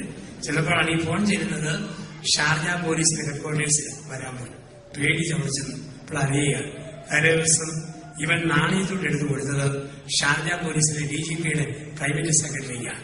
ആ മനുഷ്യൻ പറഞ്ഞു, ഇവൻ സത്യത്തിൽ തന്നെ ഉരുണ്ടു വന്ന നാണയം എനിക്ക് എടുത്തു തന്നവനാ. ഷാർജ പോലീസ് ജോലി കൊടുക്കണം. ഗൾഫിൽ ഒരു വിജാതീയനെ ഡ്യൂട്ടി പോലീസിന്റെ അപ്പോയിന്റ്മെന്റ് കിട്ടുന്നില്ല. 4 മാസം കൊണ്ട് നിയമങ്ങൾ ഭേദഗതി ചെയ്ത് ഷാർജ പോലീസിൽ വർഗീസ് പാപ്പച്ചനെ അപ്പോയിന്റ് ചെയ്തു. ഇന്ന് ജയിൽ പുള്ളികളുടെ ചാർജും ഡ്രൈവിംഗ് ലൈസൻസ് ടെസ്റ്റിന്റെ ചാർജുമാണ്. അനേകം മലയാളികളെ സഹായിക്കുന്നു അവർ ഡ്രൈവിംഗില്. അടയ്ക്കേണ്ട ചില പള്ളികൾ ഇവരുടെ സ്വാധീനത്തിൽ തുറക്കപ്പെട്ടു. ഈ വർഗീസ് പാപ്പച്ചൻ പറയുകയാണ്, അച്ഛാ, എല്ലാം തകർന്നു എന്ന് കരുതിയപ്പോൾ, ജീവിതം ഗതിമുട്ടിയെന്ന് കരുതിയപ്പോൾ, ഒരു നാണയത്തിന്റെ രൂപത്തിൽ ദൈവം ഉരുണ്ടുരുണ്ട് വന്ന് എന്നെ രക്ഷിച്ച ദൈവം. ഓരോ തകർച്ചയുടെയും നടുവിൽ പ്രാർത്ഥനാപൂർവ്വം കാത്തിരിക്കുമ്പോൾ ദൈവം കാണിച്ചു തരുന്ന ഒരു പരിപാലനയുണ്ട്. ദൈവത്തിന്റെ സ്നേഹം പരിപാലിക്കുന്ന സ്നേഹം. ചിന്തകളെ അവസാനിപ്പിക്കാം. ദൈവത്തിന്റെ സ്നേഹം വ്യക്തിപരമായ സ്നേഹമാണ്. വ്യക്തിപരമായ സ്നേഹം. ജെറമിയ 1:5. നിന്റെ അമ്മയുടെ ഉദരത്തിൽ നീ ഉരുവാകുന്ന നിമിഷം തന്നെ ഞാൻ നിന്നെ അറിഞ്ഞു. ദൈവം നമ്മളെ വ്യക്തിപരമായി സ്നേഹിക്കുന്നു. ഇത്രയും പേര് ഈ ഹോളിങ്ങനെ നിറഞ്ഞിരിക്കുമ്പോൾ എല്ലാവരുടെയും മൂക്കെടുത്ത്, കണ്ണെടുത്ത്, ചുരിയെടുത്ത്, ചെവിയെടുത്ത്, പക്ഷെ ഒരാളെ പോലെ മറ്റൊരാളില്ല. തികച്ചും വ്യത്യസ്തമാണ് നമ്മൾ ഓരോരുത്തരും. ദൈവം നമ്മളെ വ്യക്തിപരമായി സ്നേഹിക്കുന്നു. തികച്ചും വ്യത്യസ്തം. ചെറിയ ആൾക്കാർ വിരൽ മുക്കി പിടിച്ചാൽ നടുക്ക് വിശാലമായ വിടവും. നമ്മൾ പറയും, അയ്യോ പാവം, ഒരു കാശ് പോയി കഴിക്കുകയില്ല, മുഴുവൻ ചോർന്നു പോകുമല്ലോ. ചില ആൾക്കാർ വിരൽ പൊക്കി പിടിച്ചാൽ സിമെന്റ് കൊടുത്തതുപോലെ മുട്ടുസൂചി മതി പോലും കടക്കാൻ പറ്റിയില്ല. പിശുക്കി ഒരു കാശ് പോലും ചെലവാക്കാതില്ലല്ലോ. കയ്യിലെ രേഖകളുടെ വ്യത്യാസം. എല്ലാ കയ്യിലെ രേഖകൾ ഒരുപോലെയാണെങ്കിൽ പാവപ്പെട്ട കൈനോട്ടക്കാരന്റെ വൈകിപ്പഴുപ്പ് എങ്ങനെ നടക്കും? കൈനോട്ടക്കാരൻ കയ്യെ പിടിച്ച് നോക്കിയിട്ട് പറയും, സഹോദര സഹോദരി, സകലമായ രേഖകളും കാണുന്നു. ആരോഗ്യരേഖ, ആയുർരേഖ, വിദേശരേഖ, സാമ്പത്തിക രേഖ, ആത്മീയ രേഖ, ഭൂമധ്യ രേഖ, എല്ലാ രേഖയും ഞാൻ ഇവിടെ തന്നെ കാണുന്നു. സകല മണ്ഡലങ്ങളും മോശം. വ്യാഴമണ്ഡലം, ശുക്രമണ്ഡലം, ചൊവ്വാമണ്ഡലം, നിയോജക മണ്ഡലം എല്ലാം മോശമാണല്ലോ. വ്യാഴം കടന്നു കിടക്കുന്നു, വെള്ളി മരുന്ന് കിടക്കുന്നു, ശനി കുഞ്ഞു നിൽക്കുന്നു, ഞായർ ഞെളിഞ്ഞു നിൽക്കുന്നു. ഇത്രയും ഭാഗത്താണ് പ്രകടനം. ചില അമ്മമാര് TV-യിൽ വാരഫലം പറയുന്ന കാണാം. ശുദ്ധമണയാണ്. എന്താ പറയുന്നത്? ഭരണി നാളെ പറഞ്ഞ പെണ്ണുങ്ങളെല്ലാം അടുത്ത ഒരാഴ്ചക്കാലം മാങ്ങ ഉപ്പിലിടാൻ സാധ്യതയുണ്ടെന്ന് പറയുന്നത് പോലെ ഒരു മുഖം പോലെ മുഖമില്ല, സ്വരം പോലെ സ്വരമില്ല. ദൈവം നമ്മുടെ വ്യക്തിപരമായി സ്നേഹിക്കും. ഈ സ്നേഹം അനുഭവിക്കാൻ, അപേക്ഷിതയായ ദൈവത്തിന്റെ സ്നേഹം നമ്മളിലേക്ക് ഒഴുകുമ്പോൾ അത് അനുഭവിക്കാൻ ചില തടസ്സങ്ങൾ നമ്മളിലുണ്ട്. ആ തടസ്സങ്ങൾ എന്നൊന്നും അതെങ്ങനെ നീക്കാവുന്നു? ഒരു മിനിറ്റ് എഴുന്നേറ്റ് നിന്ന് അല്പസമയം പ്രാർത്ഥിച്ച് ഗായകത്തോട് ചേർന്ന് ഒരു പാട്ടൊക്കെ പാടിയതിനു ശേഷം 2ാം ഭാഗത്ത് നമുക്ക് കാണാം.